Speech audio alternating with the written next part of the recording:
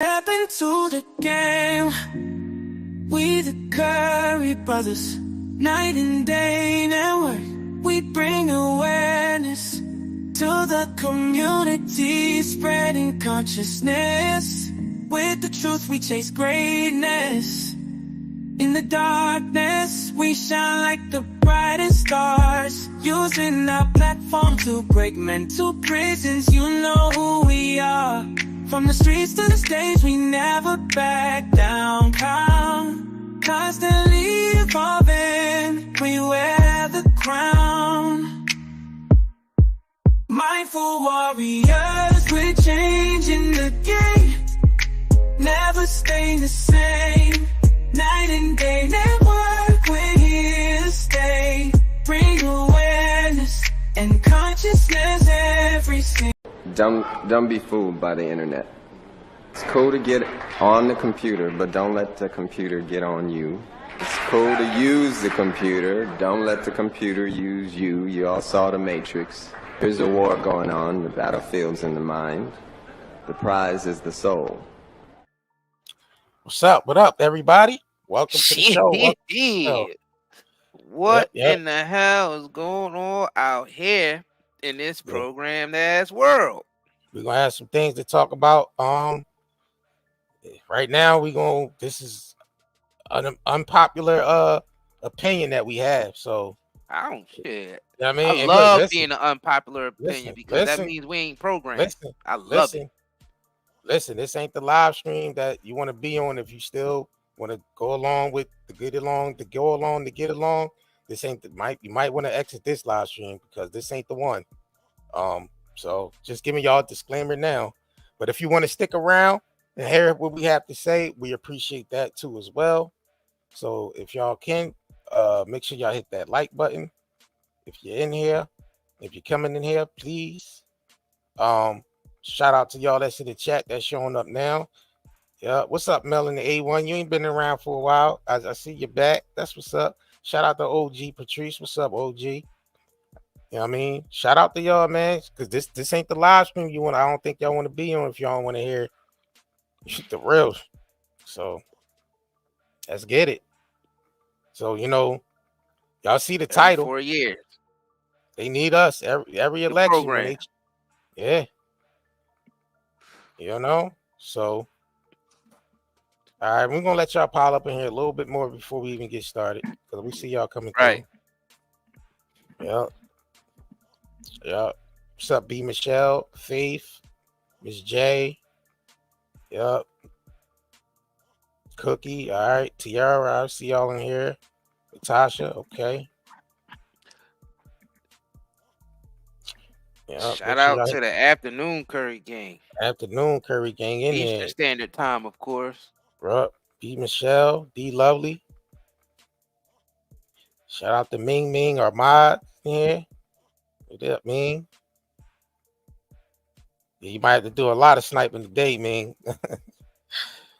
You know how we do. You know how we are with our unpopular opinions. I'm telling you that. Yeah, man. Somebody got to do it. Everybody right. can't be mechanical. Everybody can't be a robot on this planet. Some people have to think for themselves. True. What up, Lily, Marsha, Ryan James? What's going on? The false hope programming. All right. What's going on? All right. It's highly favored. All right. Think for yourself. Just shout y'all as y'all come in here. Because we're gonna talk about some things, and this might, this is for the people that's vibing on this vibratory rate. So and some people might not like it, but it's something got to be said.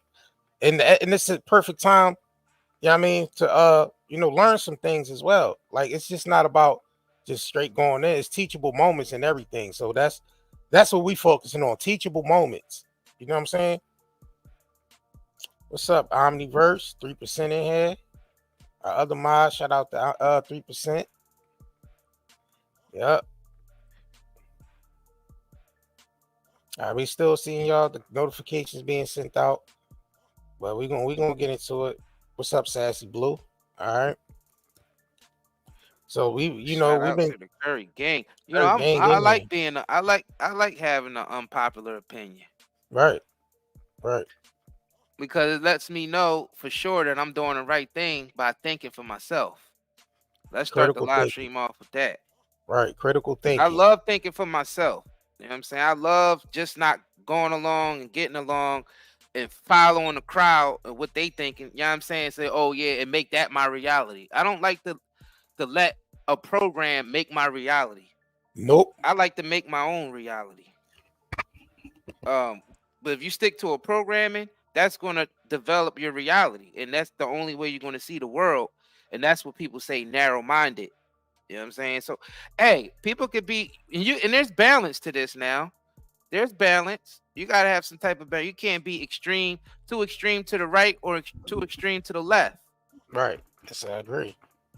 You know what I mean? In order to be upright, you gotta be balanced. Now, we've been witnessing an extreme unbalance in society in whole for like centuries now. To tell you the truth, there's always been the dark versus the light side on the planet. Yeah, I mean the whole duality thing going back and forth, and that's manifested itself even into politics, like Democrat, Republican, and all that type of stuff, Yeah, we or the red corner, blue corner. It's all duality, yeah, all that we deal stuff. with that within ourselves. We Right. deal with the light and the dark within ourselves. So of course that's gonna project outwardly. To be 100% right or 100% left is Yeah, called that's not delusion, right. and you're unbalanced. And I wouldn't want anybody around me that's like that Right. because you're dangerous to yourself and to others. If you Right. too far to the right or too far to the left, if you 100% that and 100% that, get away from me. Because that means you ain't got no balance. To tell you the truth, how could you be 100% Republican or 100% Democrat and believe 100% of what they say just because you part of the party? If any person like that get away from me. That means you ain't got no balance in your life. Now, me personally, I might agree with some things from the Democratic side, and I might agree with some things from the Republican side. Because I think for myself. And I feel like, well, whatever makes the most sense from each side, that's what I roll with. Yeah, you really gotta balance out the things in your own life. Like you can't depend on right, a system outside of yourself right, to help you balance yourself. That's not what we do here. We're supposed to balance those things within ourselves anyway, right, and and hold right. ourselves. You know Facts, what I mean, hold facts, ourselves, hold our own feet to the fire. right. Gotta hold your own feet to the fire. That's how you keep the So, balance within yourself. so basically, the play on the heartstrings of these situations that they use to push a certain agenda through that's all we calling out. We see the pattern of what's been going on and even how we got to this point. That's another thing. We want to use this for a teachable moment to see how we independent as people got wrapped up in this system anyway. You know what I mean?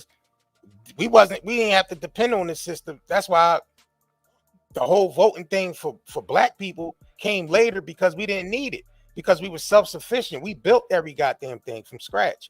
We built our homes from scratch.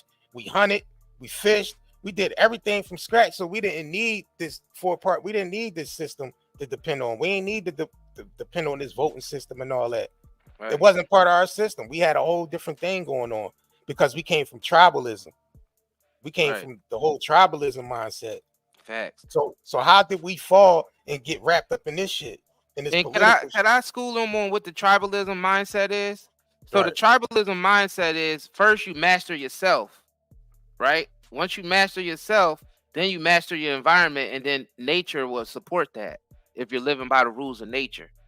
That's how, and then so you automatically you will be a contributor to the community because you mastered yourself. So you're not coming into the community, imbalanced, not having no value, not having no, you know what I'm saying? You coming into a community already mastering yourself and your own emotions, so nothing can really shake you or rattle you. Because if you're not too far to the left, or not too far to the right, nothing can really knock you off balance. Basic metaphysics is when you stand on your left and your right foot, you can't be too far to your right or you'll tumble over. Too far to your left or you'll tumble over. It's basic. It's that basic. If you're not on that level, that means you haven't mastered yourself yet. If you attack us because of our views on this, that means you haven't mastered yourself yet. And I don't even want that type of people around me. And that's okay, because so you can unsubscribe. If you don't understand these basic concepts, niggas can unsubscribe. I don't even give a crap. Oh yeah. You ain't gonna be 100% Democrat or 100% Republican if you think for yourself. You might agree with some from each side. And you're gonna disagree with shit from each side, because you know why? Because you're thinking for yourself. That's what that's called. That's called self-mastery, and not letting them pull on your heartstrings every 4 years by trying to get the black vote or whatever they, you know what I'm saying? And both sides is guilty for trying to get the black vote. Republicans and Democrats. And both sides fall for that BS. Because they don't care about niggas no other time. They don't care about niggas no other time except when it comes time to vote. Because they already got niggas locked down in a consumer mindset. All niggas do is consume. That's what we're going to tap into with this live stream. That's why I led it up to that. Right.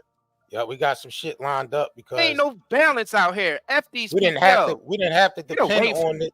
We didn't have to depend on this fucking system, and we fell. If you ain't got no we fell from that because we became separated, and we fell from that shit where we had to crawl back to this.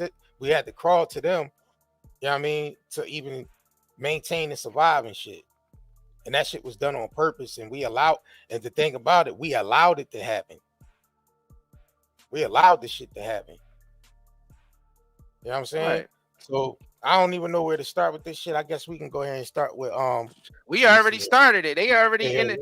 The people who's vibing with this is already in the mindset of, because they already accepted it for themselves, and they probably working on themselves, trying to master themselves, because it's not about mastering your neighbor. It's not about mastering your environment. It's about mastering yourself first.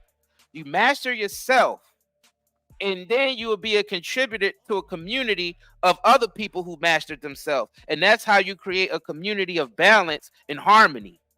Anything outside of, if you're too far to the right, look away from me. If you're too far to the left, look away from me. Get away from me. I don't want any of that shit in my life. Get away from me. If you're too extreme, get away from me. See, they're able to play on the heartstrings of our community because they play off the emotions. Right. That's why they lottery pick these situations where police gun down black people. They lottery pick this shit. It happens all the time, but they lottery pick this shit, and they do it at a certain time where they need where they have to use the black emotions. That shit is mechanical, bro. Basically go along with the shit, right? It's a pattern. So you can't be mad at niggas like us for keeping the pattern every fucking 4 years. Right. And now we just using and we ain't even, it's the people you see on the thumbnail. It's more people than that. We know it's a longer list than that, but you know what I'm saying? We want to focus on that focal point. And this live stream is just not about that. It's about how the fuck we get to this point where we allowed ourselves to be played like that. Facts. Right. You know what I mean? So they understand that the black dollar is the biggest consumer, because the bigger consumers in this country. I'm talking about 1.5 trillion dollars every year. Consecutively. Even when the economy fucked up, they know black people were still going to spend. Other communities hold on to their shit. We know the little hat community, the Asian community, they reserve themselves, but they know the black people going to spend, and that shit don't even survive in our community. Even 15 minutes and that money circulating in other communities. That shit don't even circulate in our communities. It used to Black Wall Street when right. When that was on and popping, but that had got dismantled. Those of y'all who've been paying attention know the history of that. Tulsa. Yeah, Tulsa, Rosewood, Oklahoma. Yeah. another, And yeah, Rosewood, that was another whole situation right there. That's right, something even more tragic. right. So it's like, yeah, it's like constant trauma, and then all that trauma creates insecurity. So we're an insecure community. So we replace all that insecurity with physical material things. But Facts. but the thing is, the black community ain't the only. Americans have became like that. Period. Now, see, everything that they rolled out. They test on the black community first, but then they roll it out to the rest of the population. Y'all gotta understand is they're not just attacking black folk now. It's the whole America. It's Americans. Period. Now are under attack, but it's covertly though. It's like through your minds, it's through your apps, and it's through the poison that they put in the food and water. Yeah, I mean, they always got you. They always got you divided in every little thing, especially in America. Everybody's divided about every little thing. They don't teach you how to accept diversity naturally. They either force you to accept diversity, or diversity is just frowned upon. Period. That's the mindset in America. Like everybody's pulled apart. So they're using the Willie Lynch program on all Americans now. See, people think Willie Lynch, and you automatically think they using it on a black community, but nah, they rolled Willie Lynch out. Period. Globally. To the population. That shit's global now. But the focal point is right. Yeah, right. The focal point is the United States, though, because the United States is behind a lot of this shit. Well, but yeah, the Willie Lynch is global now, y'all. It's just not exclusive to the black community. That's what we're trying to get through to y'all. And part of the Willie Lynch program is a division, and the Democratic and Republican setup that they have here in America is definitely part of the Willie Lynching. It's just that y'all don't see it. Y'all not able to combine concepts. All y'all they make everybody one track mind because everything's decompartmentalized. Everything is separated. So they always keep it like the left hand don't know what the right hand is doing. But it's some of us here that's able to discern and see all that shit. And we're able to put it together like a puzzle. And we say, oh, so all this shit is really connected. So it's really all part of the Willie Lynch program. Is basically having a young war against the old, the lower class war against the upper class. But it's really controlled by religion. Yup. And then it's all about even education. Even I got more degrees than you and stuff like that. So all that stuff is there to divide you, to keep your attention off forming a power structure that will benefit all of us, whether you black, white, brown, green, yellow, purple. Humans are supposed to be the master race on the planet, period. You know what I mean? And the animals are supposed to be second and all that type of stuff. Yeah, we're gonna get into that. No, but seriously though, we gotta think about it. We devolved so much that the animals are doing better than us. Right. That's how shameful this is now. The animals are doing better than us. You know what I'm saying? Like, niggas can really listen to this message and hear what we're saying. The animals on the planet are doing way better than all of the humans. You know how bad that is? You know how bad that look? That's because we've been far removed away from nature completely. We've been industrialized. We've been, you know what I mean? Like everything that, happened to humanity, period, is based off consuming now. Is based off of keeping your energy encapsulated. You know what I'm saying? Stuck in a system that keeps you on a loop. Until you be able to break that shit and get out of that loop, then you're able to see it, and you're able to move accordingly. But right now, they got everybody encapsulated and stuck in this fucking loop. And they using mainstream media to do it. They using media, period, to do it. Facts. That's why we saying these people that you see that's been murdered at them times that they've been murdered by police, they use that shit against niggas. They use that shit. I never played on that emotion. Like, I know it's fucked up what they did. We know it's messed up what they did to these people, but we know the media used it as basically get our vote because they only pay attention to that stuff when it's elected. And consume, and constantly consume, and we buy into that shit all the time. They play on our heartstrings, and they get us every time. They get us every time. Never fails. It's like clockwork to these motherfuckers. The same rituals. It's clockwork. Yeah. It's a ritual, man. It's clockwork. So they use the black community and listen, let me say this real quick. We're not dismissing what they did to these people. We're not saying that. We're not dismissing what happened to these people. We know that's tragic. But the media use that shit against us, and these political motherfuckers use that shit against us every time. They don't give a fuck about anybody. For real, they just use this shit as a catapult to push their goddamn agenda every time. And you can see they do it every time around the same damn time.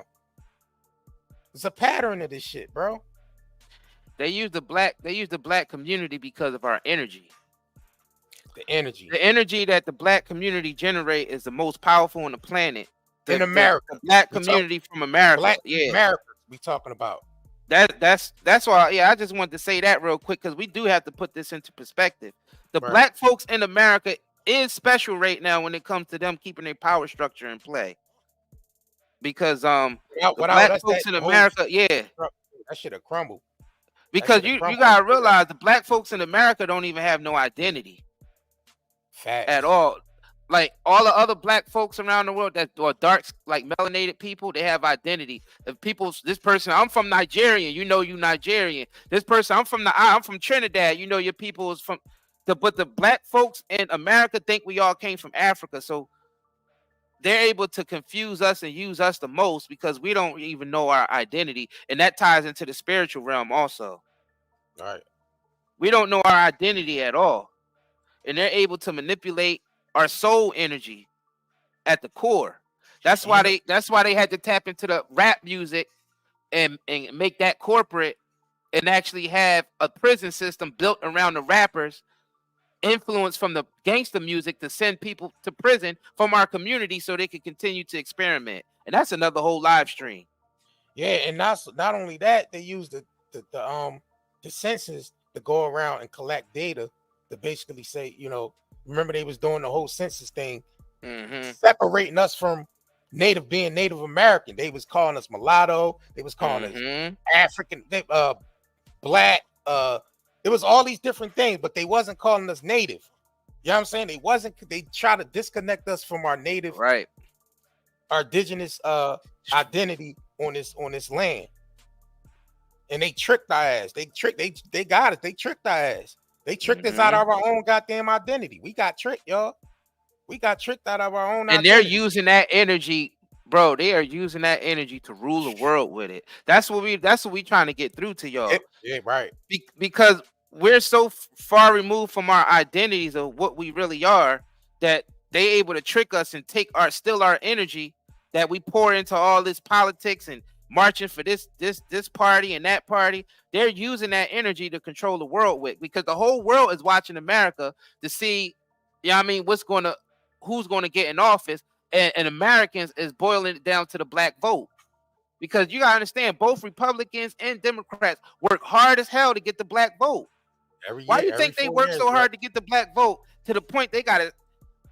Then they want to focus on the violence that's happening to the people in our community only when it's time to get the black vote. And it's powerful because they play on our emotional heartstrings 3 years. And then when the 4th year comes for another election, then they want to show the world of all the pain and suffering that we all been going through anyway, only because they trying to get the black vote. But then once they get the black vote and they get their guy in there, it goes silent again for another 3 years. Can I hit him with it real quick? Right in between. And if you have a problem figuring out whether you're for me or Trump, then you ain't black. Y'all gotta understand the programming that we trying to show y'all. I mean, this is hardcore programming that they got y'all niggas under. Hardcore programming to the point for somebody to be 100% Democrat or 100% Republican or 100% this or 100% that and don't accept nothing from anywhere else and say everything else is wrong. And that is some serious, strong, powerful programming, bro. That shit blows my mind. Get the fuck away from me for life if you're like that. Don't ever come near me. organized religion does the same thing. Yes. Religion is the most powerful one. Yep. Religion is the most powerful one, but the recent most powerful one that's catching up to that now is the gender shit that's happening on the The West. gender war. Western civilization, male versus female. Right. That's the biggest. That's the new strongest ritual that they got going on. Male versus female on the West. Because they got to keep some type of division going. And that's another whole lot, man. That's another whole live stream. That's another whole program. No, those live streams is what the fuck we gonna be doing for now on. Right. That's the shit we gonna be talking about. Yeah, we need to talk about real shit. I ain't talking about gossip. No, fuck that gossip. Let's talk about some real shit that's going on. People need to hear about this because this the real. We need some more balanced thinkers out there. Everybody's either too far to the right, too far to the left. Motherfuckers be too Christian, too Muslim, too Judas, too Satan. All niggas is too much everything, too extreme, too much of a Democrat, too much of a Republican, too much of it, too educated, all this shit. Yeah, too much, and too much emotion. It ain't no balance out here. Niggas just think you gotta be extreme this or extreme that, and nobody don't sit back and think for themselves. Bunch of program ass, robotic ass people. Look away from me. I don't want no robots nowhere near my vicinity, not even on this channel. I don't even want no fucking robot to even subscribe to us no more. Oh, where the brother? Get off the channel. Get off the channel. I don't even want you here. You too far to the right or too far to the left, and you don't think for yourself. Get out of here. Yeah, where the brother said. Unsubscribe. Yeah, because you can.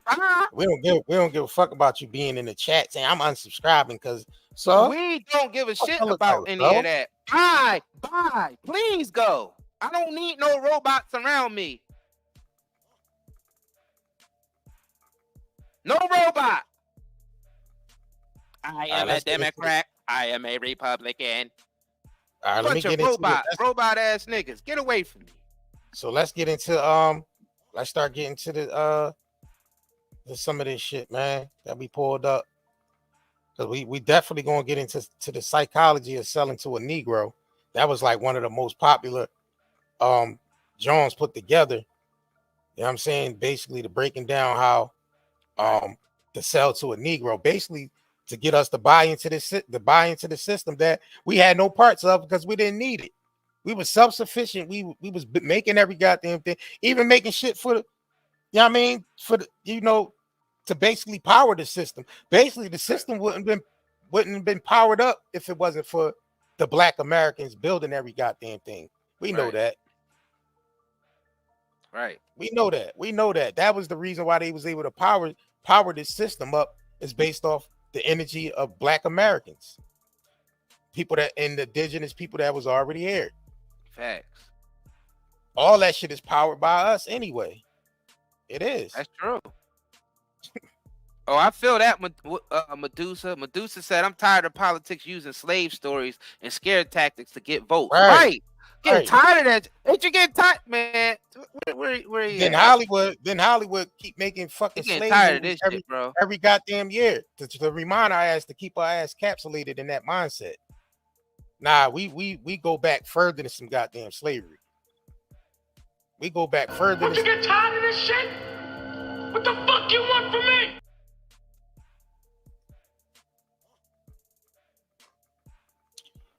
All right, so we can get into. Yeah, I don't even know. Should we just get into the psychology of of selling to a Negro? Is that are we mad? We matter of fact, we start here with this. So let's go ahead and get into this to this article. And this article put out by the History channel. Right. But you know what I mean? So let's go ahead and say, when did Africans actually get the right to vote? So let's go ahead. They break this shit down. Yeah. Sometimes they got to tell the truth on TV sometimes too. When they be doing them documentaries and shit with the, when you watch them shit, sometimes it's like, oh, they gotta put the truth out there. They have to. I realize that the people in the Black community don't want to hear the truth though. Majority don't. It's there. I mean, I ain't gonna say all. Of course, there's us, and you know what I mean, it's us. You know what I mean, and the ones that's vibing with us here, but we're a small percentage. Like we're less than 1%. The people in our community who actually think for themselves is less than 1%. Like I said, you'll go to a club or something like that, and you will see 6 niggas with the same Jordans on. Yeah, that's because it's trendy. You know what I'm saying? That's what I mean by that's how they no able type to, of bro. That's how they able to encapsulate our energy is through this trending shit. Right. Trending. And it's like if you ain't talking about whatever's trending, nobody give a fuck about what you talking about. But I understand that programming. I'm like, hold on, bro. This shit gotta be switched up. They capsulating us with this trending shit. Right. Trending. So they can have everybody on the same page talking about that shit. And talking about it the same way. Mm-hmm. Not being a critical thinker about it, not thinking outside the box with it, but actually thinking how they want you to think when this shit is trending. And they use the algorithm. Yeah, we know they're using the algorithm because we know they're not gonna push this video. This ain't the algorithm video, and we don't this have to get organically pushed, but it's not gonna get organically pushed by our community. Nah, because our community only want to hear lies and false hope. This is for the people that vibing on this vibratory rate. We don't give a right. We don't care. If you're not vibing on it, it's not for you then. And it's all right if it's not for you at this particular time. That's okay. We never gonna hold that against nobody. Maybe this information or in this the way we talking now may not be for you at this particular time. You understand?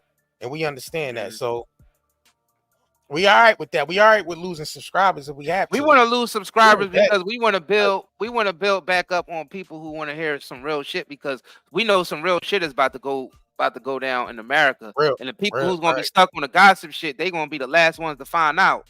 Yeah. People don't realize that when we tell y'all niggas that dollar is collapsing and these banks are gonna be closing up, we ain't effing around. We are not effing around with y'all. This shit is happening. And I'm telling you right now, the only thing that's gonna matter is utility. What skill you got? Yep. You know what our skill is? We able to bring people together. That's powerful skill. It's like we bring people together. All these entrepreneurs that we brought together that have skills and know how to make their own products and all that shit. Those are the people that's going to survive. Niggas trying to diss us for having connections with Amish people when Amish people are completely self-sustainable. Right. During the time in America where we headed toward destruction, where niggas gotta learn how to do shit themselves. Right. Y'all don't realize that niggas think. See, Americans, period. Now this just ain't about the black community. Americans, period, is still living on fantasy island.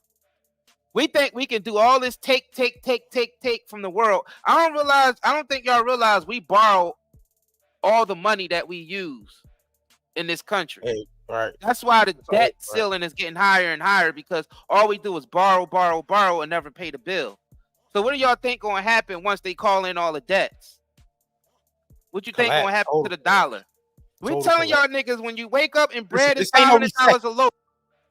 It's a difference. It's not a recession. It's a right. It's not a recession. This is an actual collapse. This ain't an actual fucking collapse, y'all. It's different. It's a separate. It's a different thing. A recession it's not the same.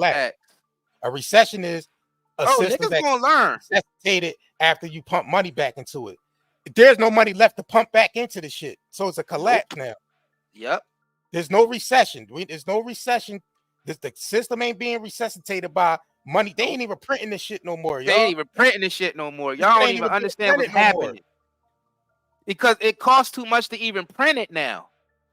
Ever since the COVID shit happened, that shit been shut down. They don't print as much money as they used to. And a lot of the people, and a lot of people, y'all gotta understand what's happening, a lot of people from the Treasury working for the crypto companies now. There it is. All the Treasury people left the federal treasury. They left Treasury and they working for all the crypto people now. So that's telling you where the shit's going. Yeah, that could be a whole nother live stream too. Yep, collapse time. Who is who and where they moved on to. We talking about putting names and faces on the shit and who they were when they was working for the Federal Reserve and when they was working for the Treasury. Them motherfuckers now work for the crypto people. That's crazy to me. That's Because we've been telling niggas that the technocrats is taking over. Right. And that's another whole live stream. Cause that now niggas been in this whole mental slavery, but now it's all about to go digital 100%. See, it's about 80% now, but 100% digital lockdown is coming. Old system is done. Because people already partially accepted it because we all walk around with phones glued to our hand. So we already tapped into the metaverse through our devices. Yeah. So we're already partially there, about 80%. All your information is in your phone and in your devices. Your bank information, medical information, the stuff that you buy every day, the sites that you visit all the time. All that is locked into one database. You know what I'm saying? And it's being even more organized and easier to bring up with AI, along with something called Web3, aka the blockchain. We could break. And that's another whole live stream. So we're products. We're already, the black community is already a product. See, they talking about selling to the Negro in that video, but the actual thing is the Negroes is being sold because our energy is being used to manipulate the world into. Because you gotta think about it, hip hop was used in every facet of everybody's life globally now for at least the last 2 decades.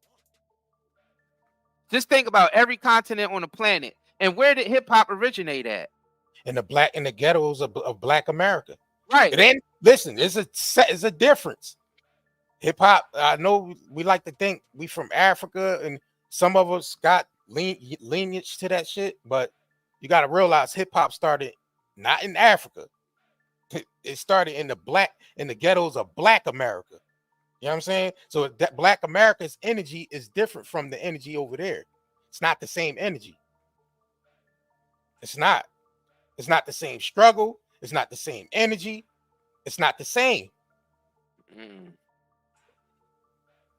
You understand? It's not the same.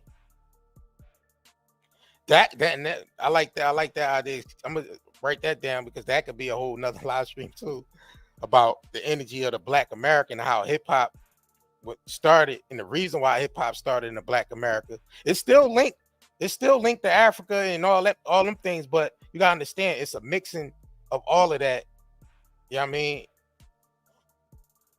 And basically, all the the knowledge that was used to create hip hop. So we can get into that, but let's go ahead. I need to make one more point real quick because this is important. If people this is receipts, y'all, of what we're telling y'all. You gotta think about it. Hip hop is basically in the White House.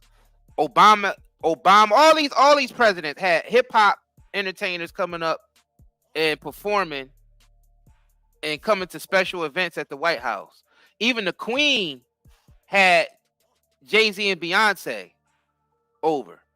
Even Obama gifted the Queen, this is back when the MP3 players were still popping, gave her an MP3 player with Jay-Z music on there, and they made a big deal out of that, and Beyonce and all that shit.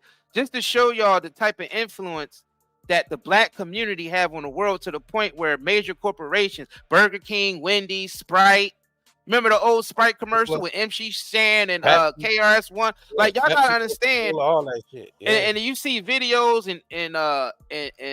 from Asia, from China. Yeah, you see videos from China where large crowds is singing 50 Cent's music. Like, you see large crowd. Like, you gotta understand. And another influence that came out of the Black community is just music, period. Michael Jackson came out of the Black community in America. James Brown came out of the Black community. You got to think about it. All of it. All this influence over the world, they need our energy. This is what we're telling y'all, because the Black man always represents the soul. Symbolically, the Black man and woman represents the soul. That's why we have soul music and eat soul food. Right. This is a ritual that's taking place, and the Black man is being used of how the soul can be manipulated and used to control the world, because our energy that we generate is very powerful. So the energy that we generate, and that's powerful, which is through music, which is through song, which is through dance, that all that is very influential. You see how Michael Jackson was able to influence people. So like he would have people passing out just by walking on a stage, people can't even tolerate the energy that he's generating.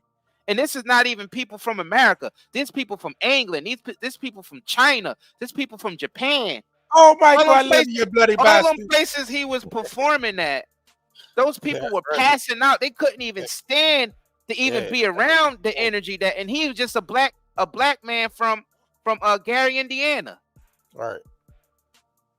You Michael, you're bloody trying to tell y'all, like, oh, I love you, Michael, you bloody bastard, and pass out. Right. Pass the hell out. Facts. So the establishment is using the hell out of this energy, and them celebrities, they letting this establishment use the hell out. I see some of them indirectly trying to fight back and be as independent as they could. I see 50 out there making moves and doing independent, and Tyler Perry, but they still sort of tied into the industry because they still got to ask them, and if they tell them no, you know what I mean, they know that they on their own and they got to go do their own shit independently. But a lot of times they don't get told no. So, and you know why they don't get told no? Because they like, oh, these powerful Negroes that we need their energy, so they don't tell them no. Niggas like Ice Cube and Snoop and all that, they not going to tell them no that much because they know they need some of us from our community to keep this shit in structure. Yeah, to keep on the planet, because they're using the black community's power as the power structure on the planet. I don't think y'all realize that. I don't think people realize that. You gotta even think, even the white music like the Beatles, the Rolling Stones, Little Richard inspired them and took them on tour. The people, the Beatles and all that, that's Quincy Jones and all them was behind the Beatles and all them. And the motherfuckers couldn't even finish certain notes in the studio. Quincy Jones had to help them finish certain notes that they couldn't even hit in the studio. To America through Little Richard. Do you understand what we trying to tell y'all? That was the introduction into America. It was Little Richard. Yeah. Right. And you gotta think about Little Richard was the one that took the Rolling Stones on tour with him. Yeah, they need it. Yeah, I'm telling y'all, man. Like, we trying to tell y'all what's happening. And all y'all motherfuckers can think about is Democrat, black Democrat. All y'all gotta realize both parties is using your energy to control the world with. Y'all still not getting it. So how the fuck can anybody be mad at us for actually empowering you, letting you know who you are and what you are, and you coming at us because we telling you stop following this two-party system and all this other shit that's dividing us? How can anybody even be mad at the shit that we saying? Something as empowering as this. You know what? If you unsubscribe after hearing this type message and you from our community, get the fuck out of here. Just leave. Just leave. Muddy Waters, exactly, OG. Yup, Rolling Stones Just got leave. the name from Muddy Waters song. Muddy Waters, Derry Blues artist. Exactly. And then rock and roll was started by Chuck Berry. So like, it was a black woman that started rock and roll before Chuck Berry, though. There you go. Boom. I forgot her name. I'm gonna bring her name up, but that's why I said I would like to do a live stream on that too. Yeah, I mean, it was a black woman actually that taught Elvis all that shit too. It was the same black woman that taught. She was on rock and roll before Chuck Berry. Yeah, I forgot. And we still telling y'all all this shit is still symbolic. It's all still symbolic, and that's another whole level to this. Yeah. Right. So let's go ahead and get into when did Africans actually get a right to vote? Let's get into this. Let's go ahead and get into this article real quick because we still got a lot more shit to cover. Right. I mean, we just taking y'all through this real shit. Quick, man. We still got the discounts popping on the shop. ND Live 30 while we on the live stream. Yeah, I mean, we definitely appreciate everybody who's been shopping with us. You know that we actually started doing the work and bringing entrepreneurs together to actually bring you these chemical-free products. You know, even though we talk about the problems, but we always try to come with the solution. That's what makes us stand out. We come with the solution. We talk about these problems on here, but we giving y'all the solutions to these problems. Like, oh, they poison us from all these different. What could we do? Well, we give y'all the zeolite to help with the detox. You know what I'm saying? Because they are poisoning us from every facet of our lives, especially in our community. They poisoning the hell out of us. Through our hair care products, skin care products, our food, our water, our air is all tainted. And we all feeling the effects from it. And they telling us it's our genetics. Oh, you know, you got black people is more predisposed to diabetes and high blood. Well, that's because you got all the poisons in our community. Let's be real. We ain't got no access to natural foods in our community. And we know in order to keep a healthy body, We gotta you gotta outsource. eat proper nutrition. Outsource. Yeah. Like we gotta outsource from other things for them, you know, from these, you know, they drop this shit off in our, you know, in our community through the lot numbers. We know that. Facts. We know that we don't get the natural foods in our community. We know what they do. We damn sure don't. So you have to basically go, like we always promote, go to your local butchers, find halal spots, find you know, even you have to go to you know, halal and what's that, kosher and all those different type of butchers. Yeah, you might have to outsource and go to those different places to get cleaner food. You're gonna have to. You're gonna have to. So we're gonna get into some of this shit. Yeah, I mean, you know, some of these things that we got pulled up. So let's go ahead and start with this article. We're gonna let this shit run so y'all just get, you know, idea of, some people might not know, you know, how did niggas fall victim to this voting system and all that shit. Because at, like I said, at point in time, we didn't even need to be part of that system, because we was making every damn thing. We was building everything from scratch. You know what I'm saying? We had the land, we had the mindset, we had the skills. We had the skills that they didn't have. Right. You know what I mean? So we didn't need to be part of that shit. So they came through and dismantled all the shit that we had to make us be a part of that shit. So let's get into this, man. Let's run through this shit. When did African Americans actually get the right to vote? In the immediate aftermath of the Civil War, the United States found itself in uncharted territory. With the Confederacy's defeat, some 4 million enslaved black men, women, and children had been granted their freedom, an emancipation that would be formalized with passage of the 13th Amendment to the Constitution. For Black Americans, gaining the full rights of citizenship, and especially the right to vote, was central to securing true freedom and self-determination. Slavery is not abolished until the black man has the ballot, Frederick Douglass famously said in May 1865, a month after the Union victory at Appomattox. Presidential Reconstruction and Black Codes. I think that was 1867 political cartoon. Let's go ahead. Let's go ahead and let this run. An 1867 political cartoon depicting an African-American man casting his ballot during the Georgetown elections as Andrew Johnson and others look on angrily. Ends. After Abraham Lincoln was assassinated in April 1865, the task of reconstructing the Union fell to his successor, Andrew Johnson. A North Carolina-born Unionist, Johnson believed strongly in states' rights and showed great leniency toward white Southerners in his Reconstruction policy. He required the former Confederate states to ratify the 13th Amendment and pledge loyalty to the Union, but otherwise granted them free rein in reestablishing their post-war governments. As a result, in 1865 to 66, most Southern state legislatures enacted restrictive laws known as Black Codes, which strictly governed black citizens' behaviors and denied them suffrage and other rights. Radical Republicans in Congress were outraged, arguing that the Black Codes went a long way toward reestablishing slavery in all but name. Early in 1866, Congress passed the Civil Rights Bill, which aimed to build on the 13th Amendment and give Black Americans the rights of citizens.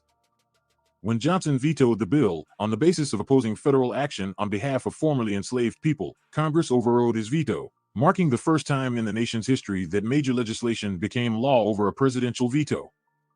The 14th and 15th Amendments. With passage of a new Reconstruction Act in March 1867, the era of radical, or congressional, Reconstruction began. Over the next decade, Black Americans voted in huge numbers across the South, electing a total of 22 black men to serve in the U.S. Congress and helping to elect Johnson's Republican successor, Ulysses S. Grant, to help, once again, being used again. To elect who? To elect who? Who did they say they freed the slaves to vote to elect who? Once again, being used again. Let's continue though. Over the next decade, Black Americans voted in huge numbers across the South, electing a total of 22 black men to serve in the U.S. Congress and helping to elect Johnson's Republican successor, Ulysses S. Grant, in 1860. And what the hell did Grant do? What did he do for the people after he got elected? Shit, nothing. The 14th Amendment, approved by Congress in 1866 and ratified in 1868, granted citizenship to all persons born or naturalized in the United States, including former slaves. and guaranteed equal protection of the laws to all citizens. In 1870, once again, everybody wasn't slaves though. That's another thing we talked about on this channel. Not everybody was slaves. Nah, damn sure it wasn't. And not everybody was slaves. Not everybody melanated in America was slaves, was y'all. slaves. There were Moorish people here. There were wealthy black folks. There were wealthy melanated people all over the place in the United States. Facts. Tribes so that's more propaganda. Tribes all over this damn land. More propaganda. Right. See, they want us to stay in a slave mindset. That's what it is. They want us to still think that we came from slavery, and that's not true. Yeah, that's not everybody. That's not everybody. That's a small percentage. Right. Everybody didn't come from slavery. The 14th Amendment, approved by Congress in 1866 and ratified in 1868, granted citizenship to all persons born or naturalized in the United States, including former slaves, and guaranteed equal protection of the laws to all citizens. In 1870, Congress passed the last of the three so-called Reconstruction Amendments, the 15th Amendment, which stated that voting rights could not be denied or abridged by the United States or by any state on account of race, color, or previous condition of servitude. So once again, they adjusted the policies to fit the black people. Once again, they only adjusted those policies to graft niggas into it. Basically, that's it. They needed that other component to power the system that they needed. They needed that other component because first of all, they know we make every goddamn thing. That's why they say. Why y'all think they say we built this country? Skills is unmatched. You know what I'm saying? Y'all, yeah, they say that all the time, and they try to use that against us. I heard Trump even saying in some of his speeches when he was running, blacks build America, and all of them use that shit. Democrats and them Republican that head ass. They only say it when they're trying to get the black vote. Right. That's exactly. That's it. They only acknowledge that stuff when it's time to get the black vote. That's it. Once they get the black vote and they get their guy in there, you don't hear nothing about it for another 3 years. Right. Like, y'all not saying that's all we're trying to tell y'all. That's what we're trying to tell. They're using us every 4 years. That's what the title was saying. Yeah, and this is a pattern showing y'all how we got grafted into the system. This right here, that's why I had to pull this article up, and this is from the History Channel. So, the History website that's from the History Channel, and like I said, they got it. Most of the documentaries, some of that shit on there, they got to tell the truth in. They have to. You know what I'm saying? So this article right here is breaking this shit down. So let's go ahead and continue to get into this. Reconstruction saw biracial democracy exist in the South for the first time, though much of the power in state governments remained in white hands. Like black voters, black officials faced the constant threat of intimidation and violence, often at the hands of the Ku Klux Klan or other white supremacist groups. Reconstruction to the Civil Rights era. While the 15th Amendment barred voting rights discrimination on the basis of race, it left the door open for states to determine the specific qualifications for suffrage.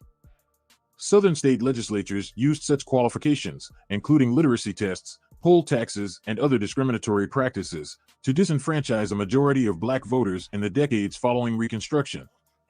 As a result, white-dominated state legislatures consolidated control and effectively reestablished the black codes in the form of so-called Jim Crow laws, a system of segregation that would remain in place for nearly a century.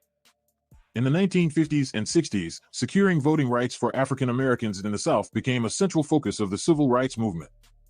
While the sweeping Civil Rights Act of 1964 finally banned segregation in schools and other public places, it did little to remedy the problem of discrimination in voting rights. The brutal attacks by state and local law enforcement on hundreds of peaceful marchers led by Martin Luther King, Jr. and other civil rights activists in Selma, Alabama in March 1965 drew unprecedented attention to the movement for voting rights. Later that year, President Lyndon Johnson signed into law the Voting Rights Act, which banned literacy tests and other methods used to disenfranchise black voters. And that was only to cater to the black vote so they can elect his ass in. I'm telling you, real, we've been used. We constantly being used. Constantly. Yeah, and they used our leaders to do it. They used our so-called leaders like Martin Luther King to do it. Like, because you had energy, other leaders, bro. Yeah, it's the energy. You had other leaders saying, stay separated and stay independent. You had you had the other side, you had other leaders saying, nah, we need to be a part of this. We need to be a part of this. We need to be a part of this. But we became a part of this and we ain't get shit out the deal. We got robbed for every goddamn thing and became dependent on them. We became dependent on them and got robbed for every damn thing. Everything. They realized how influential we were, and they used that. They capitalized off that. I love Martin Luther King and all that. I love Martin and all that, but we know that was some shit cattle park to get us to be a part of that shit. And he realized he fucked up at the end of that shit because he mentioned it. Why do you think they had to, you know what I mean? That's why they had to take him out, because he realized he effed up. He effed up. We needed to stay independent because we was making every goddamn thing anyway. So why did we even need to get grafted into that when we was making everything?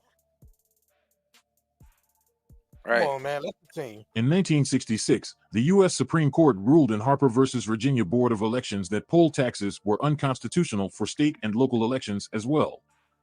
Continued challenges to black voting rights.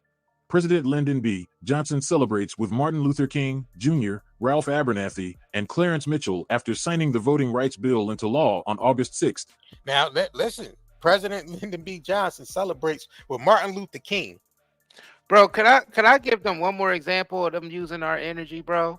Go ahead. Even in a movie, something the Lord made with Mos Def playing Vivian Thomas, the heart surgeon from Johns Hopkins University with Dr. Blaylock. Dr. Blaylock needed the black man to help him do the heart surgery. If y'all ain't ever see that movie, go watch that, John, man. It's called Something the Lord Made. And Mos Def literally play, and this is a real life story. Like, this is fact, 100% fact. You know what I'm saying? Even for open heart surgery, they needed the black man in there with his skill to do it. Dr. Blaylock couldn't even get the damn job done without Vivian Thomas. And Vivian Thomas ain't even go to medical school. Yeah, because he had a special object that he used that he built himself. Not only that, he had the hands and the skills to actually maneuver through the preciseness. Like, this is what we trying to get through to y'all. So if people want to unsubscribe from us because we talk this type shit, you're only damaging your own mental health. Like, you literally damaging your own mental health. We giving you the key to your own identity and showing you the type power we have and how we've been used, and you still look away from it. Still being used. Let's continue. Woo. President Lyndon B. Johnson celebrates with Martin Luther King, Jr., Ralph Abernathy, and Clarence Mitchell after signing the voting rights bill into law on August 6th, 1965. That's where we effed up. Before passage of the Voting Rights Act, an estimated 23% of eligible black voters were registered nationwide. By 1969, that number rose to 61% by 1980, the percentage of the adult black population on Southern voter rolls surpassed that in the rest of the country, the historian James C. Cobb wrote in 2015, adding that by the mid-1980s there were more black people in public office in the South than in the rest of the nation combined. In 2012, turnout of black voters exceeded that of white voters for the first time in history, as 66.6% of eligible black voters turned out to help re-elect Barack Obama, the nation's first African-American president.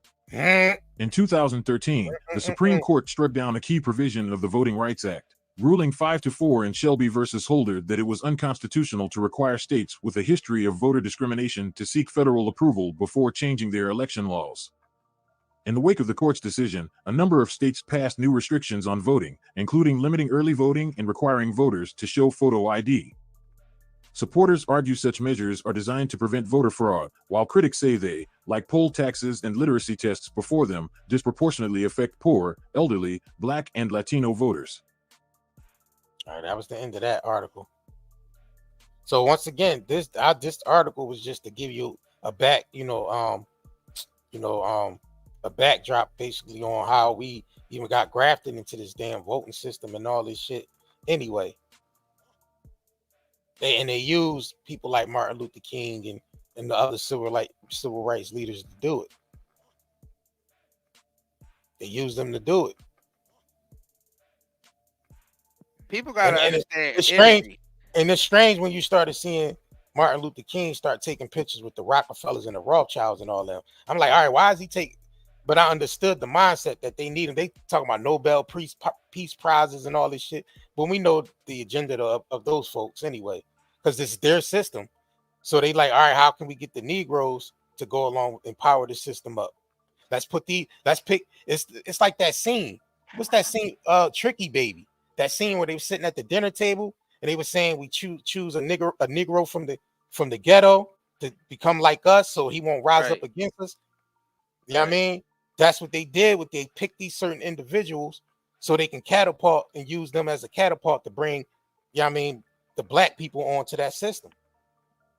Martin Luther King realized that shit at the end, and he woke up and he was starting to revert that and start speaking about, you know what I mean, basically how he was being used to do that. And they had to get rid of him because they didn't want him, because he already had the influence and the mindset of the people. And he was about to reverse that and tell them this is what happened. But before he can even start getting into that, we see what happened to him. So, you know what I mean? Right. And it's all about, people got to start understanding the energy aspect of it. And it's like they got it's almost like they got a tracking device to track the people from our community that they know. And I think they're probably using some like astrology shit, because that can tie in it too, because they know who's gonna bring the next energy on the planet and shit.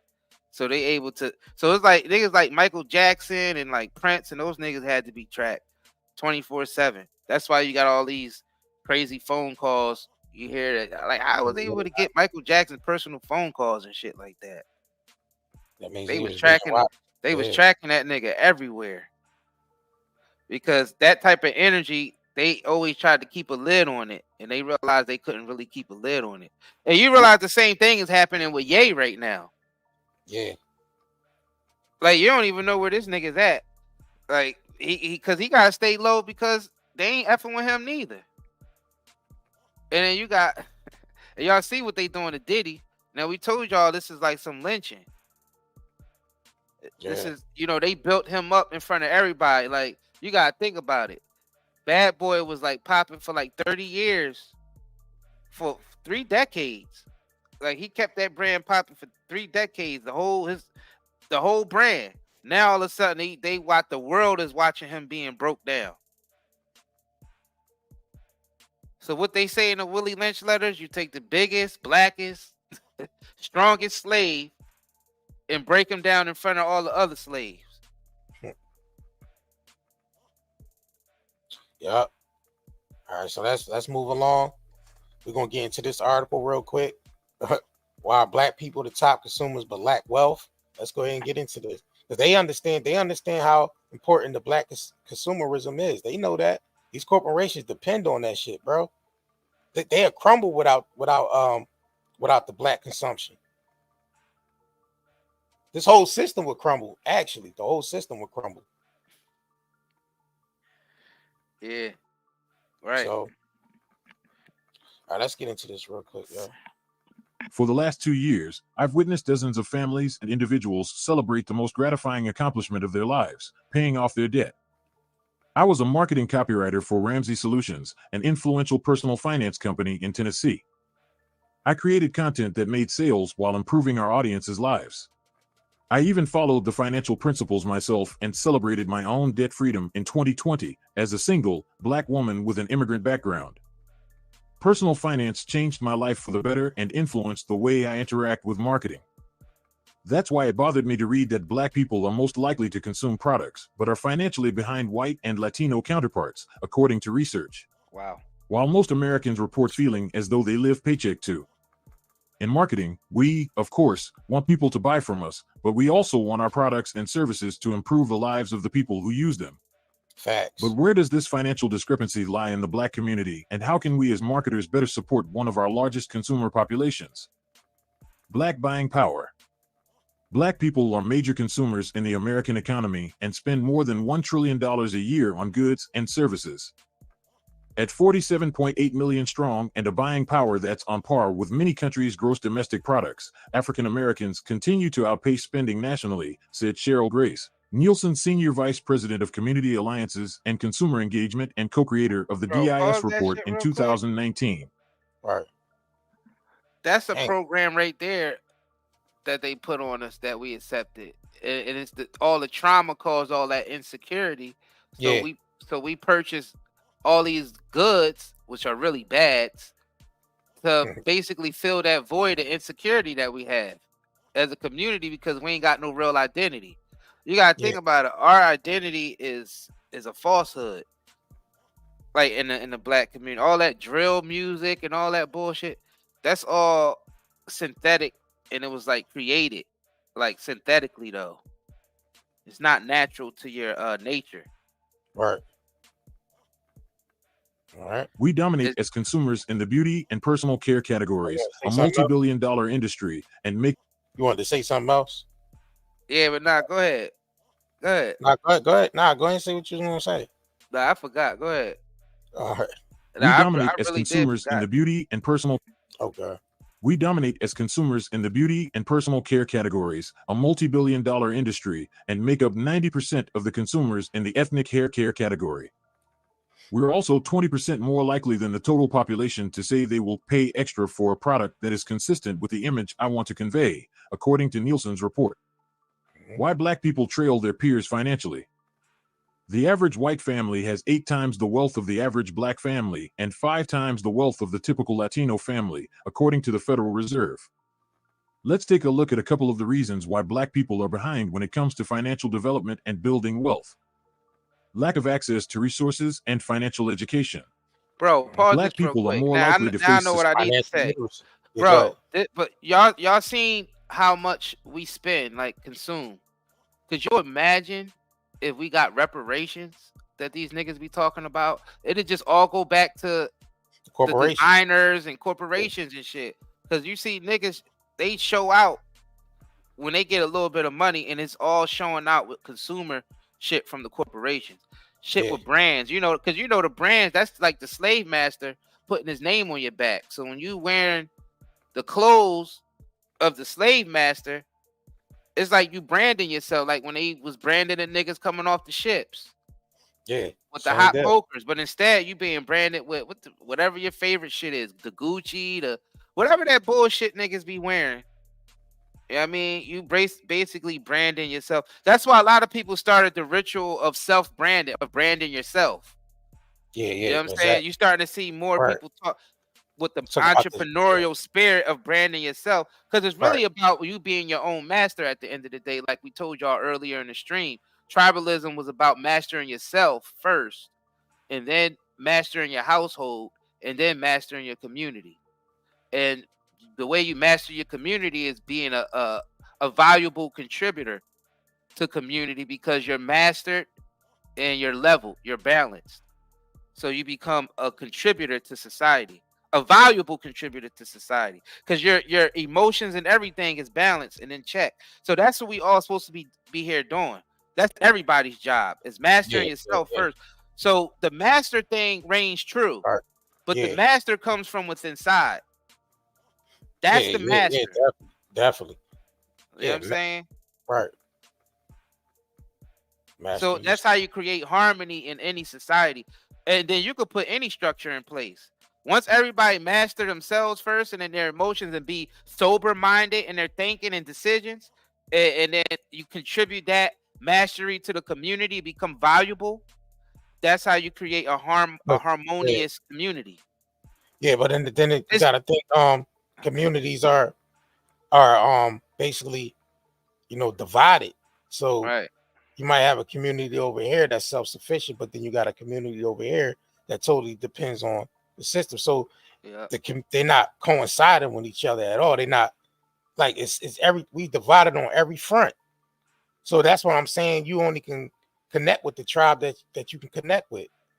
You know well, the destruction is only coming to the people who haven't mastered themselves. Yeah, it's not going to be for everybody. No, but the destruction is only coming for the people who haven't self-mastered themselves. Yeah, there's a destruction that's coming very soon, and we've been living in it, right, in the destruction. But the destruction is going into hyperdrive now.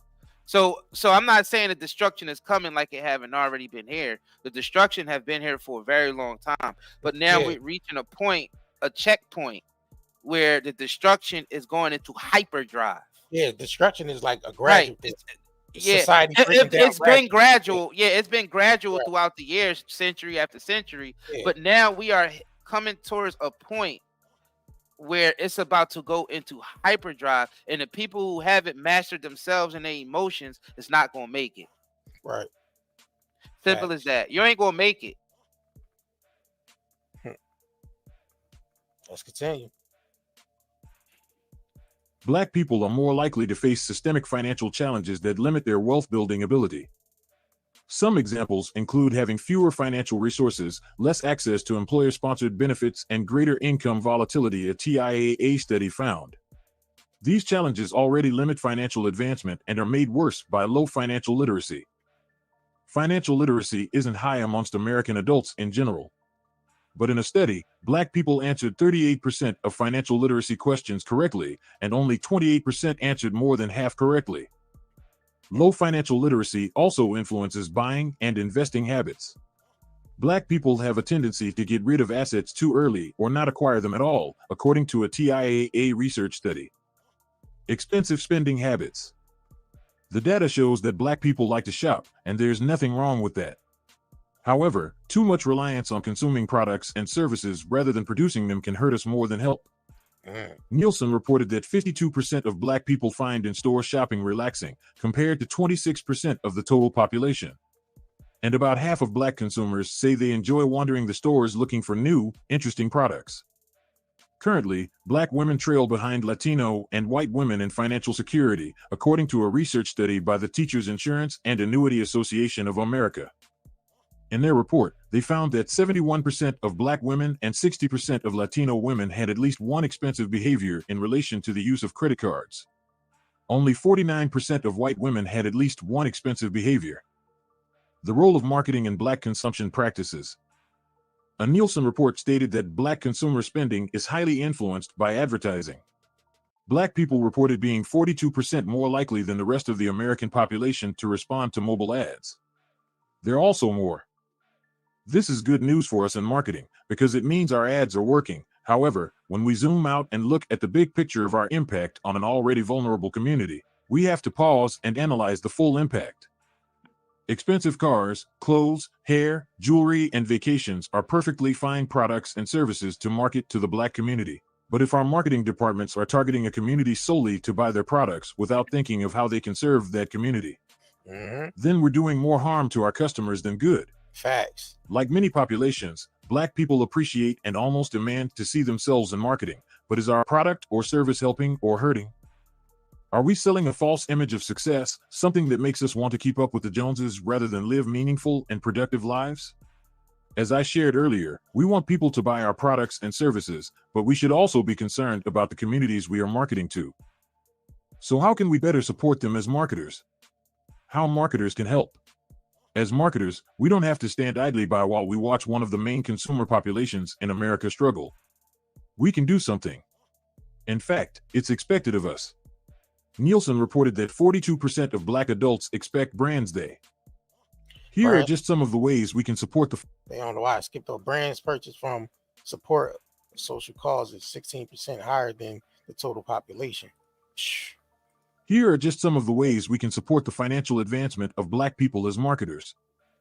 Support and mentor Black business owners. By nurturing up-and-coming business owners, you support the growth and expansion of Black-owned products.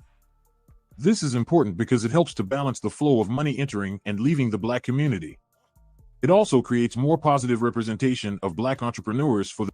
But they want to shut Night and Day Network down, and we understand this mindset right here. You know what I mean? That you got to pull... But anyway, this is important because it helps to balance the flow of money entering. No, I'm just saying that. Who want to shut Night and Day Network down? I'm just saying the haters, just all the haters and shit. The shit. Oh, we got haters trying to shut Night and Day Network down. They want to take. Everybody talk when they come for us. They attack our business first. You know how that go, bro. I mean, but Night and Day is like how the whole world runs, though. You gotta think about it.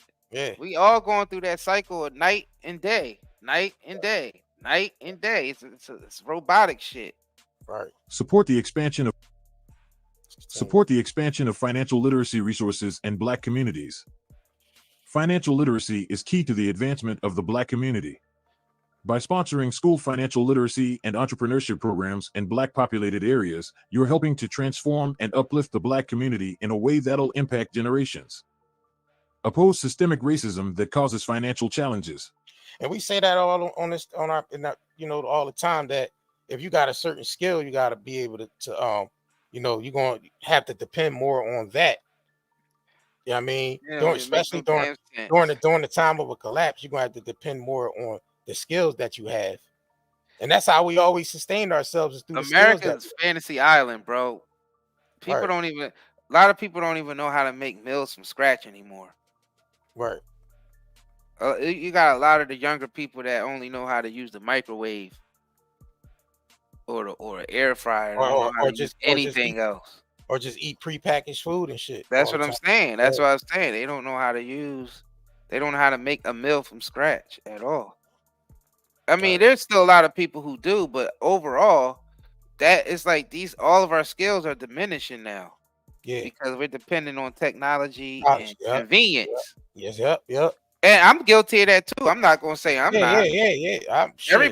Everybody's guilty of that shit in some aspect. Lots of aspects in 2024. Right. But shit is about to get real. Right. Financial literacy is key to the advancement of the Black community. By sponsoring school financial literacy and oppose systemic racism that causes financial challenges. Racism is malleable and doesn't always look as overt as it did during slavery or the Jim Crow era. Today, systemic racism affects Black people in many ways, including financially.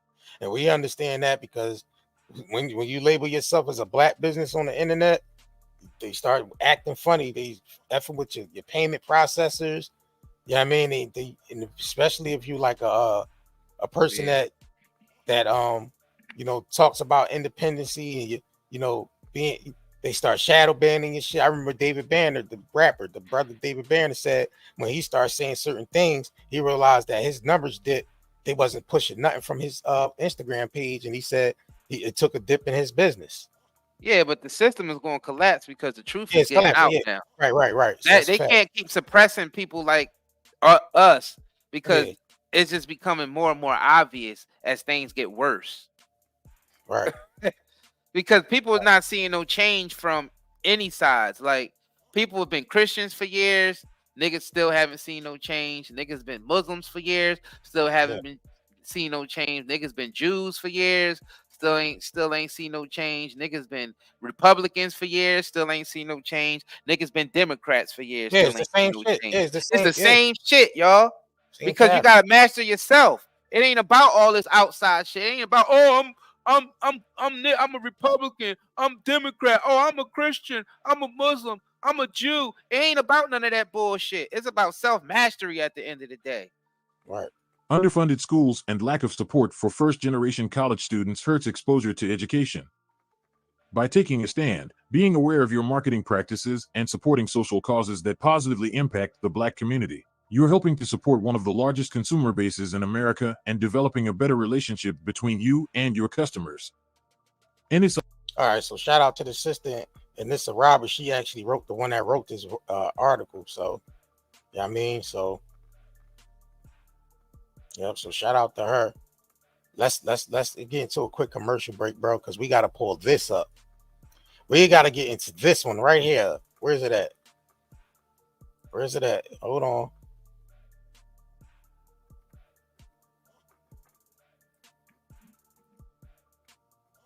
The psychology of selling to a Negro. We got to get into this.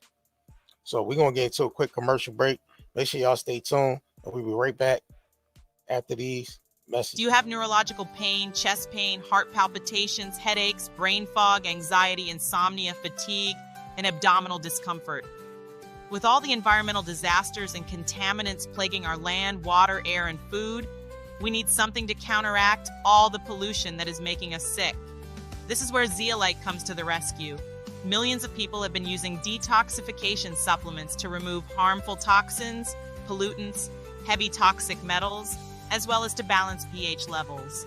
Lower the risk of risks like cold and flu. Support the immune system and improve nutrient absorption. What is zeolite? Zeolite is a volcanic ash that forms over time when ash and lava react with alkalized water, resulting in a compound with a very strong cage-like structure and a negative charge. Zeolite is one of the most fascinating and powerful nature remedies available. Great to detox and balance your body. Health benefits of detoxing. The removal of excess heavy metals can improve overall health. Detoxification helps balance a body's pH levels. This product provides 30 capsules, 1 month supply, ships within 3 days. Purchase now at Night and Day, netmarket.com, and haven't been evaluated by the FDA. We do not claim our product cure or treat any ailments. Please consult with your medical health care provider to see if ZeoAid will be right for you. Hi, my name is Jay Ellis. My inspiration for starting my own hair care company and beard line was the lack of quality and the lack of options for the multicultural community, mainly the African American community. My husband, he suffered from flaky, dry skin, and he would have like coarse hair that would grow under his skin and everything. So I decided to create some products, which is a leave-in moisturizer that will help soften the skin. It also exfoliates to remove the dead skin and just soften the hair so it can push through the skin a little better, to help bring out his natural coil pattern. And also the moisturizer, which actually generate healthier skin cells for the face. So it isn't just for the beard, it's also for the skin as well, and you can use it all over your face.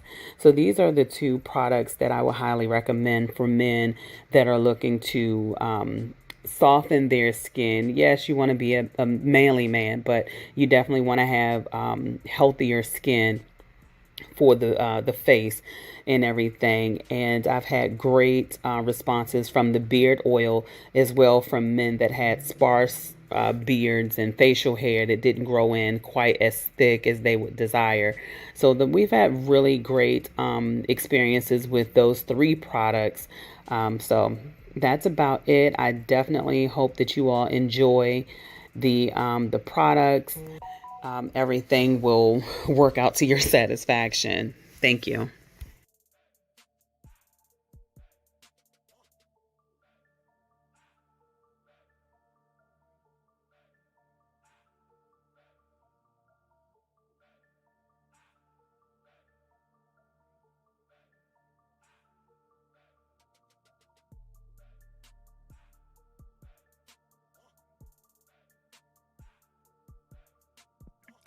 Yeah, man. So if y'all haven't already, man, make sure y'all head over to nightanddaynetmarket.com. Yeah, I mean, nightandayherbals.com is 30% off right now with discount code NDLive30 while we on the live stream. Yep. Definitely Links is in the appreciate all description. y'all who've been shopping with us, for sure. Yeah, I mean, the links is in the description. The links is also being pinned in the chat, and is also scrolling. It's in the chat. You know what I mean? So yeah, man, let's get back to this. Let's get This to it. programming they got us under. Well, not all of us. A lot of us are All of it. waking up. Right. I've got a story here that I think is big, really big, because it's bound to have a terrific impact on business. I'm talking about a new market, a big new market. Millions upon millions of new prospects with $15 billion to spend. That's right, I said $15 billion. That's a lot of money, isn't it? The surprising thing. So damn, so during that time, yeah, I think this was in the 60s, 15 billion a year was coming out of the black community through black consumerism, 15 billion. And y'all know how much, I mean, you know how much money that is in the 60s. You know how much money that is. Damn. Billions then. Damn. Well, they said we spend the whole GDP of certain countries. Damn. That's how much consumerism we do. Like, it's more than the GDP of probably like Japan and shit, the way black people consume. Right. That's just from the black community of all the products and shit that we buy all the time. Right. Damn, 15 billion. So let's go ahead and continue. The thing is that it's a fresh market, still full of opportunities. It grew up so fast, got so big in a hurry, that few of us realize its scope. Now, these days, nobody's likely to pass up chances to sell. And yet right here in our own front yard, there's a neglected market. There's money waiting to be spent. To get the story of this market, to be able to tell you the secret of selling the Negro, we did a lot of digging. We talked to leading businessmen, the customers, and the salesmen. We went to Washington, D.C. We set up cameras and other key points around the nation. And out of this all, there emerged a story. The story of a new market.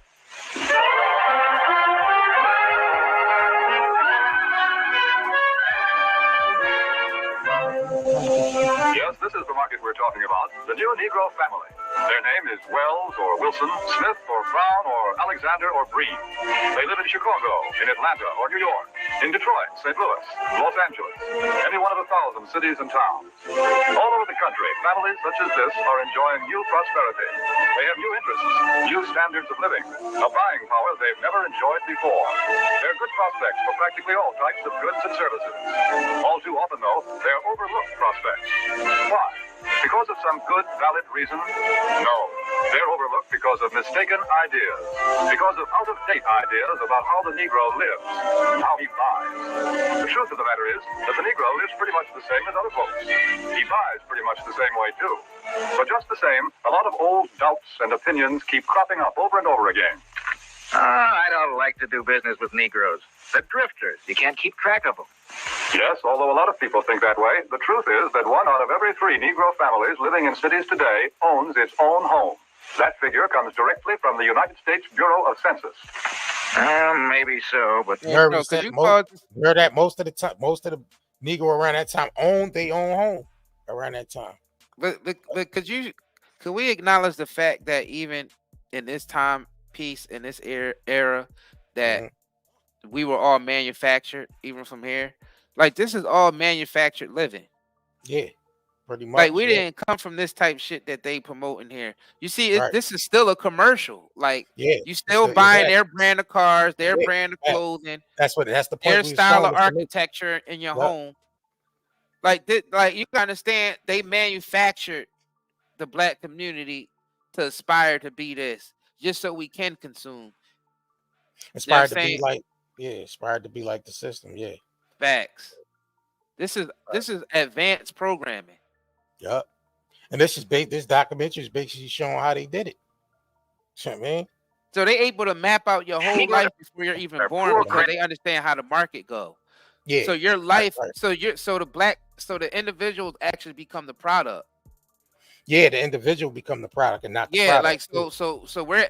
So it's not just that we're consuming the products, we're becoming the product because they're using the debt. They're using the debt from us, the America, to basically become the actual product, because they're selling debt. You gotta understand the way banks and stuff operate. They sell debt. All these credit card collection agencies, all these it's all about keeping the debt going, because they selling debt, because they able to loan out debt, because it's like as long as you owe them, they got that. They feel like they got that money, even though that debt haven't been paid. They still keep adding more and more on that debt and using the debt as money. So you gotta think about it. Those who are consuming the most in the world are the ones who are becoming the product. So actually, America itself is the product. Is literally, they rolled the black community. So this shit that they talking about with the black community being the most consumer, yeah, that might be true, but Americans, period. Yeah, Americans is the biggest consumers. Yeah. So they rolled this whole manufactured life out to all of America. They basically, America became the commercial to the global the world, basically. Right. Well, letting them know, look, America is the biggest consumers. I mean, we want to buy these products and we want to sell them for more over in America. We want to buy them cheap. We want to buy them cheap from y'all and sell them to it. So that whole American dream shit was nothing but it was commercialized. Right. And they tested shit out on us first. They tested it out on us first. And that's what this documentary right here is showing you right here. They always test the shit out on us. Right. Yeah, we always the project. Mm-hmm. We always the project, bro. Mm-hmm. Not more of a credit risk than any other group. Actually, the Negro homebuyer meets his payments faithfully, often more faithfully than other race groups in the same economic level. That's the information we got from people who ought to know, the National Association of Real Estate Boards. Well, maybe, but I've always heard that Negroes buy shoddy, poor quality merchandise. No, it's just the other way around. According to leading researchers, in proportion to population and income, Negroes buy more quality products than any other comparable United States group. You see, there are a lot of confused notions about the Negro customer. But when you dig right down and find out about them, they just don't hold water. Negroes own homes. They meet their payments faithfully. They buy good brands of merchandise. So why let a lot of old-fashioned ideas hurt profits? Take a look at the real facts. Here in Washington, D.C., the nation's capital, some amazing facts and figures about this new market have been uncovered. For a first-hand report, we would like to take you directly to the United States Department of Commerce to hear this story from the Secretary of Commerce himself. Here is the Honorable Sinclair Weeks, the Secretary of Commerce of the United States. In the Department of Commerce, we are constantly alert to trends that mean a healthier national economy, better business for the nation as a whole. Recently, we have been interested in a rising young market, one that represents a huge potential for goods and services. I'm referring to the new Negro market. Look, they show you right here, them doing a public service announcement, letting you know this could we open the market up to the Negro market, bro. Do y'all hear this shit? They like need, this is like right on national TV. They needed that. I'm telling you, bro. I'm telling you. Y'all see the programming? Y'all gotta understand, like, this shit was programmed for us first, and then once they learned that it worked on us, then they roll it out. They basically use us like animals and shit, like test experiments. And when they say, "Oh, it's a success," then they roll it out to the rest of the community, the rest of the world, particularly in the United States. Like, this is what we're trying to get through to y'all. Like, this fantasy island that Americans been living on. Like, the black community has always been the first test subjects, but the people who look down on our community because they're divided, because they're part of another community, because they think they're in the upper class or whatever they think, they're being affected by this too, because they don't realize that these experiments was being ran on the black community to eventually be ran on them too. And that's what's happening, Jack. The Willie Lynch is not only affecting the black community, but it's affecting all communities. And that's where we at today. The Willie Lynch is no longer just for the black community. It's been rolled out global. It's a global blueprint now. The Willie Lynching program, the mindset behind that, the psychology behind it is global. We were just the test subjects. And that's the real shit. All right, let's continue. All right, hold on. Dang. The tremendous buying power of this group. Let me bring that shit back a little bit, though. Real quick. All right. So this is the United States Department of Commerce. This is a public, service. And now this is during the 60s, y'all. Here is the Honorable Sinclair Weeks, the Secretary of Commerce of the United States. In the Department of Commerce, we are constantly alert to trends that mean a healthier national economy, better business for the nation as a whole. Recently, we have been interested in a rising young market, one that represents a huge potential for goods and services. I'm referring to the new Negro market.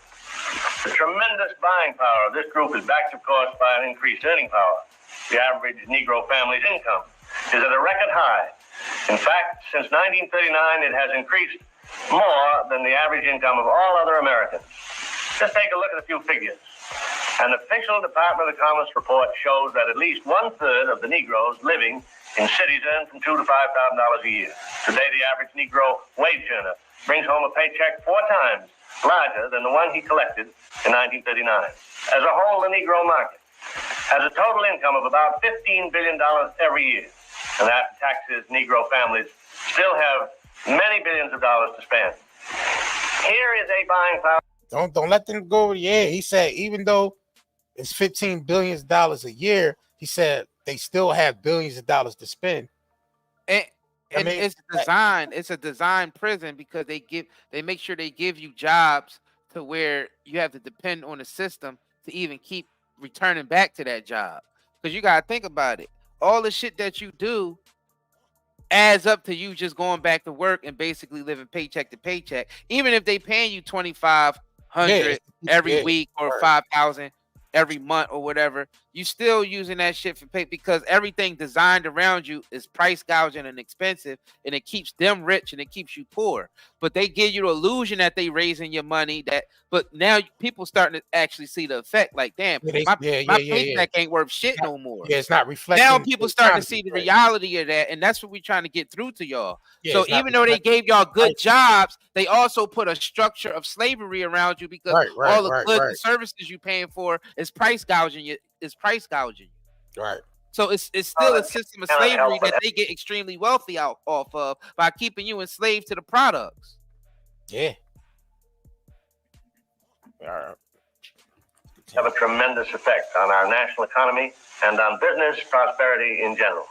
When these dollars are spent for a wide range of goods, services, and employment, business everywhere is bound to feel the impact. This new buying power has resulted in a class Negro market, a profitable, above-average income group of consumers. For example, the nation's largest newspaper and magazine research organization, Daniel Starch and staff, reports these significant figures. More than 51% of the readers of Ebony magazine have a record player in their homes. Almost 64% own a television set. And almost 78% enjoy the convenience of an electric refrigerator. It is also a fact, and this is from the magazine The Food Field Reporter, that Negroes spend almost $3 billion a year for food alone. Per capita, they buy more cosmetics, drugs, and toiletries than anyone else in the country. And their children are better educated, too, because since 1930, enrollment in Negro colleges is up 2,500%. But really, to recognize the importance of this class Negro market, we must realize that something has been happening economically in our country. So this was the 60s, which they projected it was 15 billion yearly. That shit's raised now, we know it's at 1.4, 1.5 trillion dollars a year. You know what I'm saying? So, but we know the prices and shit is rising too. So this is what we basically tell. No, this is important. Let me tell you something real quick. So this is what we basically telling you. Even though they gave Negroes good jobs after they broke up Tulsa and all that, and because we was independent and shit in Tulsa, I told you, making everything up. So when they broke that shit up, and then they gave us all government jobs, so people ain't fight no more. But these government jobs, yeah, they paid really well. But the thing is, they got you locked into consumerism and then eventually it turns you into a debt slave. That's what we're trying to get through to y'all. Like, but they used that, they experimented with those black folks that they gave a whole bunch of good government jobs to, and eventually they start rolling that out just across America. Period. It even starting to basically affect all classes, no matter lower, middle, or higher class. It was affecting all classes because they actually experimented with the black folks first, and then they just rolled it out for the rest of the United States. And then the United States just became debt slaves to the world because all we do is borrow, spend. So that's the whole cycle. And the debt slaves of America is supposed to be footing that debt for the whole. So basically, we've been sold out. That's basically what we get into. And we're about to find out really fast how bad we've been sold out when you start to see these prices go even higher than they ever were. Because now the money ain't worth shit. The money is devalued now because we've been borrowing so much and we just became consumer debt slaves. Because all we do is consume and we don't produce. Yeah, so now there's being a wedge draw between the rich and the poor. Ain't no more middle classes. Right. Well, that shit's about to be done with. Yeah, it's drawn between a line's being drawn in the sand between the wealthy, and the poor.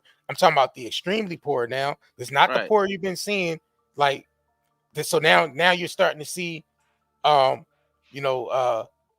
Supreme Court, rule that homeless can be, prosecuted as criminals. You know what I'm saying? For being for being homeless, because they know a lot more people are about to be homeless and out on the streets. So, like I always tell y'all, I revert to that line being drawn in the sand over there in Saudi Arabia with that smart city. That's a strong statement right there. that they drawing the line in the sand between not just in America but globally. They're drawing the line in the sand between the extremely wealthy and extremely poor. That's not going to be no in between now. You know what I'm saying?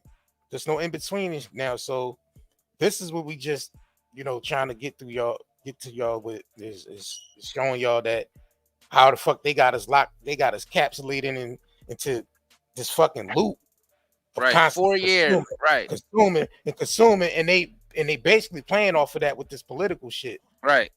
Every 4 years, they put the focus on a black Always vote. on the black vote. Yeah, they don't. I'm telling y'all, all this shit is built around black consumerism. The whole system is built off of black consumerism.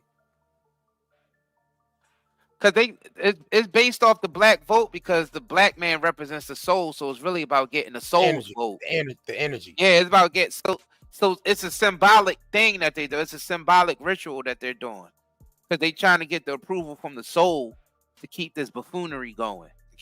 Right. So the black vote always become the big issue when it comes to America's 4 years because it's this whole black and white ritual in America. This is a young ritual. People didn't really judge people based off black and white. Nah. One point. This is like this is a new phenomenon on the planet. Yeah, I mean, it just we think that it's something that's major. Nah, this is like just some ritual experimental shit that they doing, y'all. Just letting you know. All of it, and it's orchestrated. It's orchestrated pretty well, I tell you that, but it's falling apart because it's not natural. Yeah, it's not. That's why it's falling apart because yeah. it's not true. And it's not supposed. It's to not last. a true structure, so it's not going to hold up. Right. Is shifting. The makeup of metropolitan populations today is different than it was just a few short years ago. To give you a better idea of what we mean, we set up several cameras, candid cameras, in a number of shopping locations. Take a look at these shoppers. Notice what a large proportion of them are Negroes. What's the reason? It's simply this. Negro families are moving into the cities where there are more job opportunities. Here they find occupations with more prestige and security, jobs that pay more money. As a result, Negro families today often make up the largest part of central city consumer prospects. That's the black job that Trump was talking about. That's the black job. Yep. Biden and Trump was talking. They both was talking about the black job. The black job. Yep. Because you realize they had to flood the inner cities with the black folk because the cities is the energy harvesting centers. So They had to harvest the black energy. You realize they have all the black folks doing the menial jobs in the inner cities because they still need the energy to be harvested. Because if you look at the way that a city is designed, if you look at it from the top, like an overview, it looks like a microchip. Energetically, it looks like a microchip. Microchips, that's how you run computer processors, and it generates energy so it can run the whole system. Yep. That's how we're saying black folks built this system. Black folks is really running this system. That's why the black vote is so important, because the soul is really running this world. And the black man and the black woman symbolically represents the soul. Because we're being used, it's some ritualistic shit. All this setup is ritualistic and it's orchestrated. In another case, a drugstore located at a transfer point in a non-Negro neighborhood finds that its Negro customers total 25%. The trend is plain.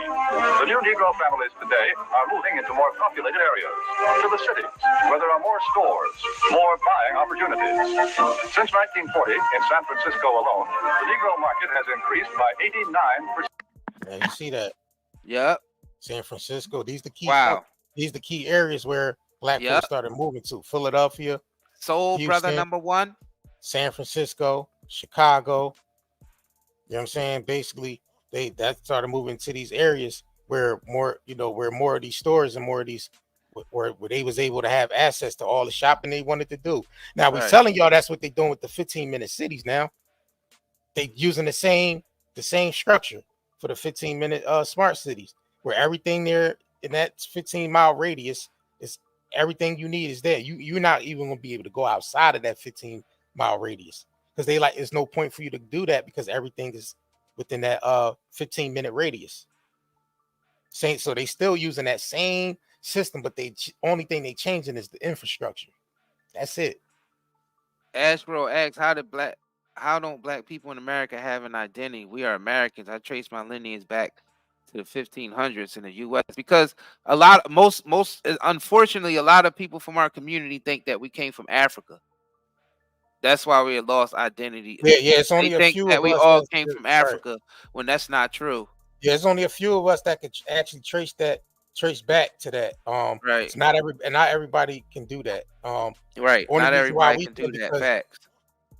Because we was able to have access to our family history. Because we had family members live to 106 and 107 years old, and we was able to keep the same right. retain that information and pass it down. That's why we able to track who we actually are, who we are on this land. I guess the Most High made us genetically gifted to the point where we got some people in our family that lived that long to be able to tell us our true history. Right. Facts. So let's continue. In Chicago by 81%. Houston, Texas, 45%.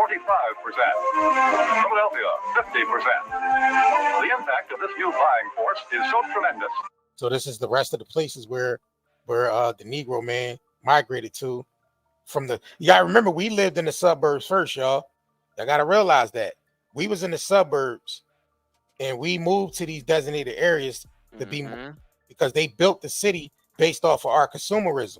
These cities was built based off of our consumerism, where we traded ourselves from living in the suburbs and all that and moving ourselves into the inner city, and they moved out into the suburbs and lived well while they kept us in consumerism within the city. So yeah, because you gotta think about the fields was in the suburbs. They wasn't in the inner city. They had the niggas out in the suburbs because the niggas was working the fields. Exactly.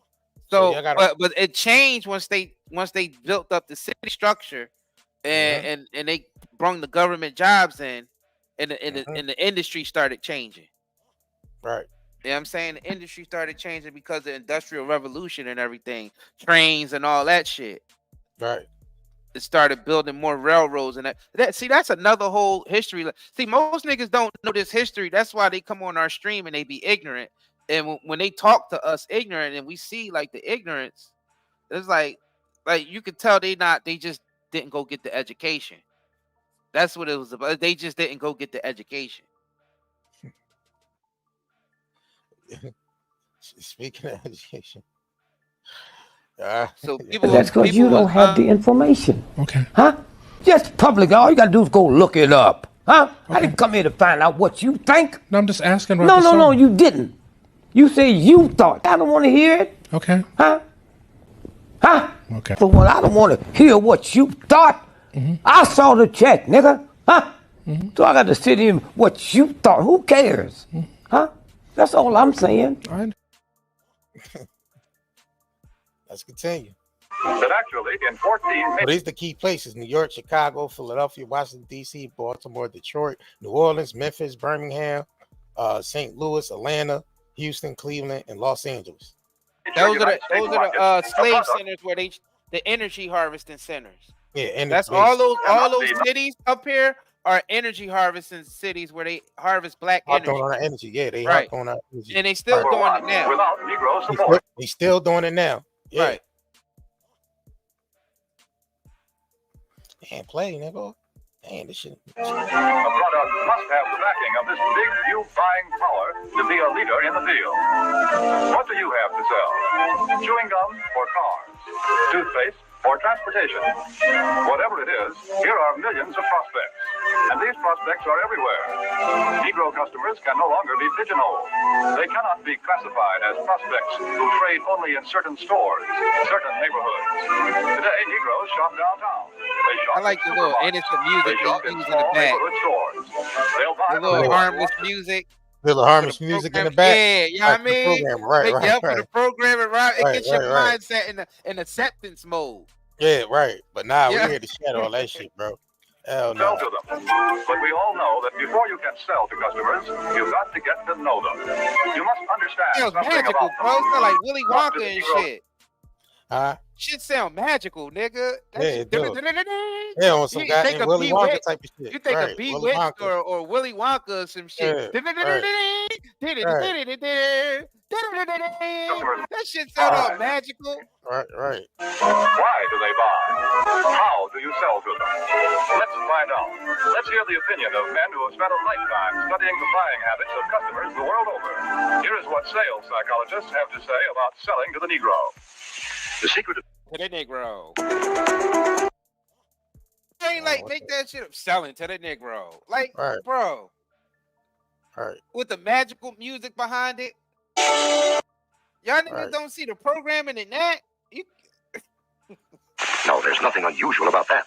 People want to be recognized. They need recognition. That's basic in all of us. But perhaps because he's had so little of it, the Negro needs even more. He needs to feel important and appreciated. This need is a very real and important one. It shows up even in many of the Negro shopping habits. Anyone who sells or wants to sell to the Negro customer should know about some of these habits. 3 habits in particular play a big part in every sales transaction. To begin with, most Negroes buy by brand. They ask for products by name. They're quick to turn down off brands. Do you wonder why?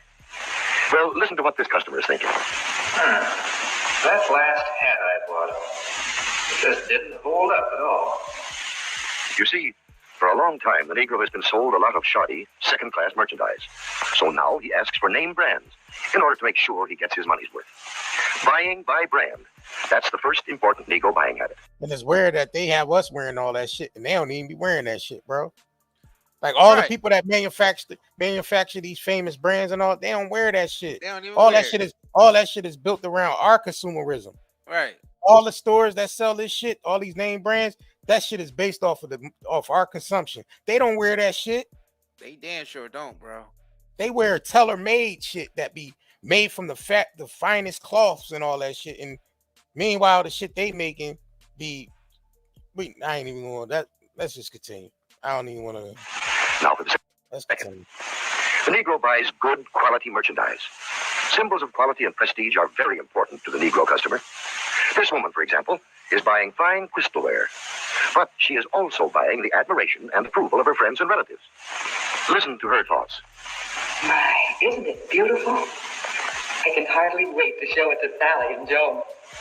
It's a well-known fact that many Negro customers are influenced by the opinions of others. What their friends may think of a certain item often decides whether or not the sale is made. So remember, the Negro buys quality merchandise. That's the second important point. And here's the third thing to remember when selling to a Negro customer. When he specifically asks for one thing, don't try to sell him something else. Don't try to switch him at the point of sale. If you do, he'll probably react something like this. Doesn't he think I've got the money to pay for it? There's a reason for this reaction. Again, because he's had experience with cheap merchandise, the Negro resents being offered a substitute. He wants to be sold on quality, not price. The Negro buys by brand, he buys quality, and he doesn't like to be switched at point of sale. These are the keys to selling the Negro customer. Another point. The Negro family does things together, as a group. The family works as a unit. It lives as a unit, and it buys as a unit. When you sell to one member, you many times sell to all.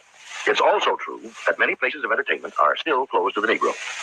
So he spends more of his money for the things that are available to him, often for items that are considered luxuries. Another trait of the Negro market is the fact that it is a pre-sold market. We know that the Negro buys by brand, and he buys the brands that he knows something about. Where does the Negro buyer get this information? We know that Negro customers are turning more and more to the publications that are tailored specifically to their needs. And that's the thing. A lot of these publications, like these magazines, a lot of that shit in there wasn't made by, all that stuff was basically made by them for us to consume. Yeah. None of that shit in the magazines, Ebony and all that was made by color folks' hands. You know what I'm saying? None of that shit. These magazines was based off of the advertisement dollars that we get from the corporations to put in these magazines. the shit that they And they made just had to a compare black. it towards They us. just used the Use the black face, celebrity the black image. image. Yeah, Yeah. they use the black image, right? Yeah, I mean, so let's Why you continue. think the Kardashians had to get why you think some get their booty done and all that to look like, you know what I mean?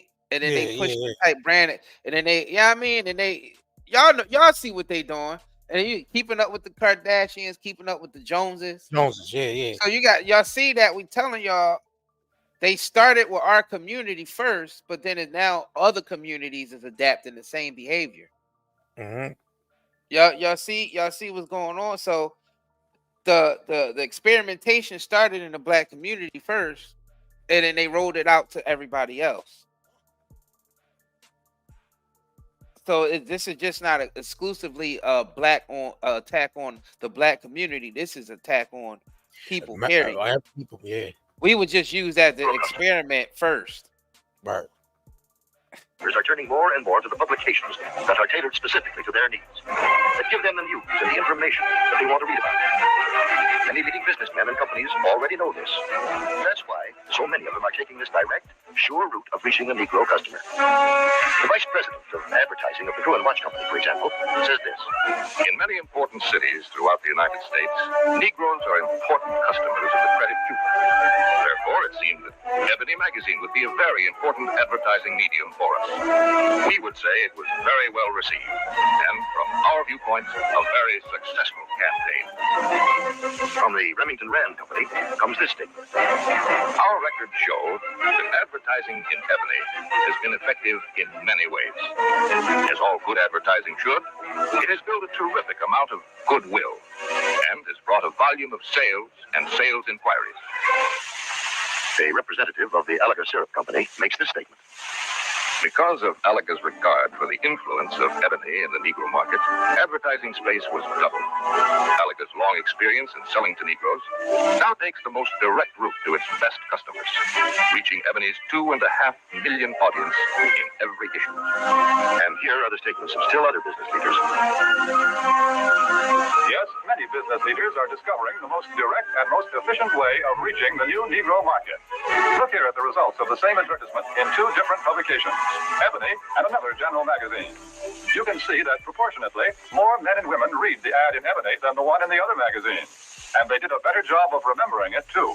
A greater percentage of readers noted, associated, and remembered the ad in Ebony. But now, wait a minute.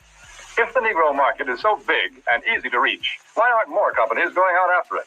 Well, often because of the feeling that there's something entirely different, unusual about selling to the Negro. But is it really so different? What do salesmen say? The successful salesmen who do a good job of selling in Negro communities. How do you go about getting the order? How do I get the order? Well, to tell you the truth, I don't do anything. Anything different, that is. I've been calling on these accounts long enough to know that the Negro just wants to be treated like everybody else. No matter who. And that's the thing, they played off our insecurities. I mean, if you've been beaten down in society to the point that you don't have your securities, you just totally insecure, then you're going to want to keep up with their, want to keep up with whatever their shit is, whatever they say is popular, or whatever they saying is popular to buy.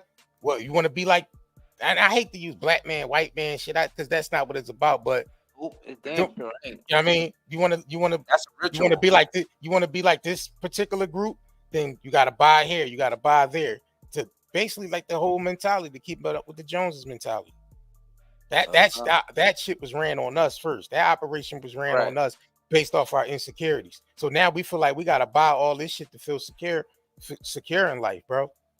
And the people, like we said, people will shame your ass for it. Oh, you ain't the new Jordans. Oh, what's them? Oh, what the hell? What are those? And all that weird ass shit. It's cool to see 10 niggas with the same sneakers on. Hey. One nigga with something different. Right. You get shamed for wearing something different, but 10 niggas is able to walk around with the same exact sneakers, the same exact jeans, the same exact shirt, and the same exact jacket. Right. But I like the mindset of people waking up now, because I'm seeing a lot of brothers. I'm seeing a lot of people wearing their own shit. They making their own sneakers. They creating their own sneaker lines. They creating their own t-shirt lines. They creating their own shit, and they wearing their own shit, and they realizing that I don't need these brands on my back anymore. I'm just gonna make my own shit. You know what I mean? Or I'm gonna wear some shit of somebody that made some shit. Like, you know what I mean? You might your cousin or your brother or your, you know what I mean, they might be got their own clothes. That's why it's good to support that shit. Because they made that, they branded their own shit and made it. Should I rather wear something branded by, you know what I mean, by somebody I know rather than someone that I don't know and I probably never meet or ever see? You know what I'm saying? So let's continue. Who you're calling on. A little friendliness and courtesy help a lot. And naturally, anybody resents being patronized or talked down to. So I usually call a man Mr. Brown, Mr. Smith, or Mr. whatever his name is, until he tells me to call him by his first name. And of course, I always stick to business. I stay away from talk about race or religion or politics. That goes for talk about Negro celebrities, too. You know, this business about what good prize fighters and singers the Negroes are. Who cares? When a guy's in business, no matter what color his skin is, he's interested in making a living, in making money. That's uppermost in his mind. I guess maybe what I'm saying is that I try to help any way I can, sometimes with displays or ad materials, or an idea once in a while. The important thing is that if it helps push sales for the dealer, it helps push them for me, too. Handle the Negro account just like any of your others. Don't patronize. Stick to business. Get interested in the account. Pitch in and help any way you can. Sounds like pretty good sales advice. That's the secret of selling the Negro. Well, how about it? What do you think of this new market? It can open new outlets for you and for everybody who sells goods or services. It's still possible to get in on the ground floor when this market. So you gotta realize this documentary thing was made to present to other, like, basically to present to the corporations, basically on how to sell, basically how to sell to a Negro. This shit wasn't made for us. This was made for, you know what I mean, the corporations. You know what I'm saying? Basically to figure out how to tap into black consumerism. That's true. Like we said, we don't give a fuck with anybody. Well, you can buy what you want. If you want to wear any of, like we ain't judging nobody about what they, but I'm just saying we have to realize how we became, you know, being able to basically grafted into buying this shit. You know what I'm saying? Right. We gotta realize where it came from. Like we said, you can support any of your favorite brands if you want. Nobody care about that shit, but you gotta understand that they using us. We definitely being used. So what is your mindset on niggas branding themselves? That's a good thing. That's a good thing when you brand yourself. It's nothing wrong with, because you born. Let's just face it. We're born into this shit. You're branded. You're born into the marketplace, and you're being branded by your birthmark anyway. That's the real mark. You know what I mean? You born into the damn mark of the beast any damn way. So if you could brand your own damn self, you know what I'm saying, and wear your own brands, yeah, it's not wrong with that. It's not wrong with branding yourself. I see a lot more people leaning towards branding their own self anyway. So it's a lot more. That's more catered to self-mastery. Self-mastering is self-branding. But then again, you can still fall into the same trap. Yeah.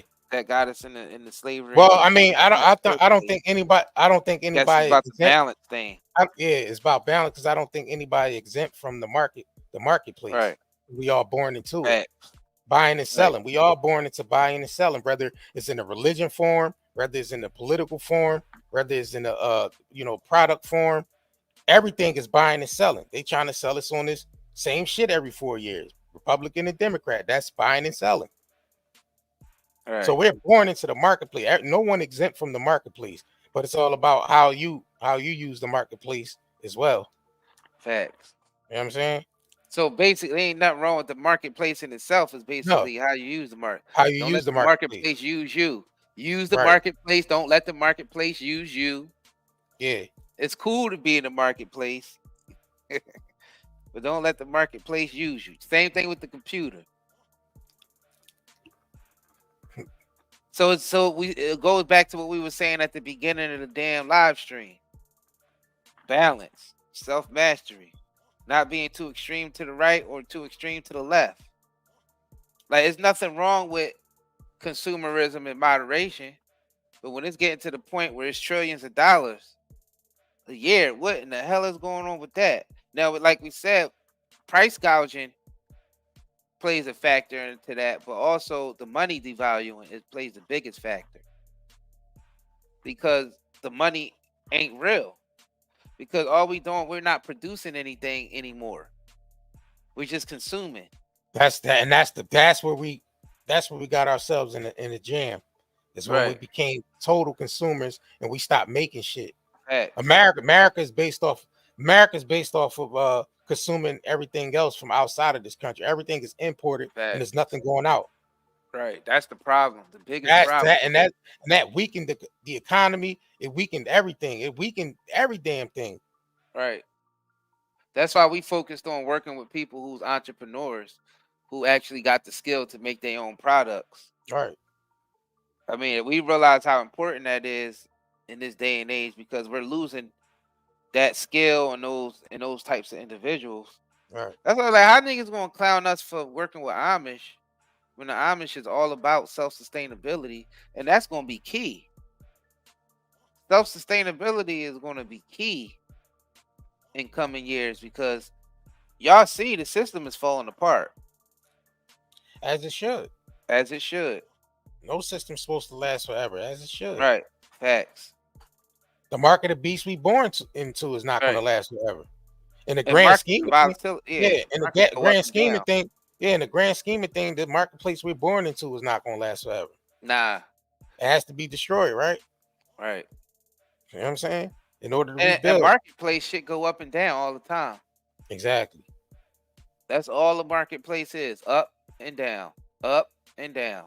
Up and down. Up and down. That's all the marketplace. Night and day. Right? All this shit is a marketplace. All the duality, all that shit is a marketplace. We're born into it, bro. Yeah, it's a marketplace. We ain't no one exempt from that shit. We born into it. So niggas is born into the mark of the beast, nigga. You are born into the market. You're already born into it. Stop talking about the mark of the beast is coming. Stop talking about it's the chip and all this shit, nigga. Your human existence is the mark of the beast. Right. The hell you talking about?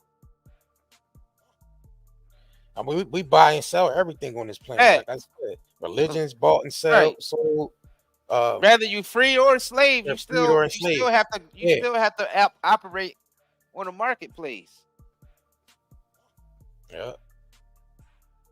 Oh, the mark of the beast is coming. 666. The mark of the beast. Revelations. Niggas don't even know what the fuck they reading. You don't realize you was born into Revelations? You don't realize you born into the damn mark of the beast? We are all currently in the belly of the beast right now. Abel is is what we are now. We're the Abel. Right. When Cain killed Abel and he had to build. Right. We screaming out from the grave right now, telling y'all niggas it's a motherfucking marketplace. Yeah, market Cain. I mean, we all. That's the whole civilization of people. The market. I mean, we all bear the mark. Your human body is the damn mark of the beast. We all born with the mark. Everyone is born with a birthmark. You're stamped already. When you're born into this place, you're born into the body is the damn mark of the beast. You're stamped. You're stamped. And there's a physical birthmark. Everyone has a physical birthmark on them. That's what we try and get through to y'all. Niggas always trying to put scripture. That's the mark of Cain. Yeah, that's the mark of Cain right there. Niggas be going to every fucking comment section and putting scriptures. Like, yo, you don't even understand what that means. Niggas don't even understand that. You gotta understand this human world that we born into. You're born into the marketplace, which is the market, and your human body literally represents the mark. Because you're here for the marketplace. You're here to buy and sell. Our whole life revolves around buying and selling, even the way how we think. Even when it affects every part of your life. Even dating, you on the marketplace. You even call when you're dating, you're on the marketplace. Everything is a marketplace around us. We're already in the damn mark. that your human body is the mark of the damn beast. All right, your human existence. So I don't keep hearing it. People keep writing that shit in the chat, not in our chat, but everywhere else. Every comment said you always got these motherfuckers talking about we in Revelation. Yeah, we are, but then they want to break down. Oh yeah, the chip is the mark of the beast. What they say, Hitler is the beast, and the 666, and all these people that they be naming. Like, nah, the human existence period is the beast. All right, it says all right, in Revelations 3:13-16, what it say? It causes both small and great, rich and poor, free or bond, to receive the mark in their right hand or on their forehead, and that no man can buy and sell, save that he has the mark or the name of the beast, and the number of his the number is 666 or whatever, and that just represents the mankind. We all scared of some shit that already happened to us. We're running away from shit that we're already living in. We're living in it. Like we said, the destruction is coming. Like the destruction been here, but we just saying the destruction is accelerating now. But we've been born. We all been born into the destruction. It ain't no extra shit that's coming, y'all. We're in it. Like niggas keep always reading the shit like something is coming. Like, oh, the mark of the beast is coming. Oh, the beast or the what they say, the Antichrist is coming. The Antichrist been here, motherfucker. But it's just, you know what it is? All that stuff is already taking place. It's the synthetic. It's the synthetic mocking of that. Right. That's what it is. It's the synthetic mocking. Living in it. That, like, so they're basically building shit that mocks that anyway. So whether you putting chips in hand and none of that shit don't matter. That's a mocking of what we already living in. It's just a carbon copy of that shit. That's it. Bro, humanity have been the Antichrist ever since humanity have been humanity. Make sure y'all don't realize humanity itself is the damn Antichrist. Because that's a whole other live stream, bro. Right. That's because it all boils down to that. It all boils down to the soul being manipulated. Right. See, people only fall into the loop because they're being manipulated at the soul level. I'm gonna write that down. And what you say? Niggas are being manipulated at the soul level. Nah, what you said before that, you said,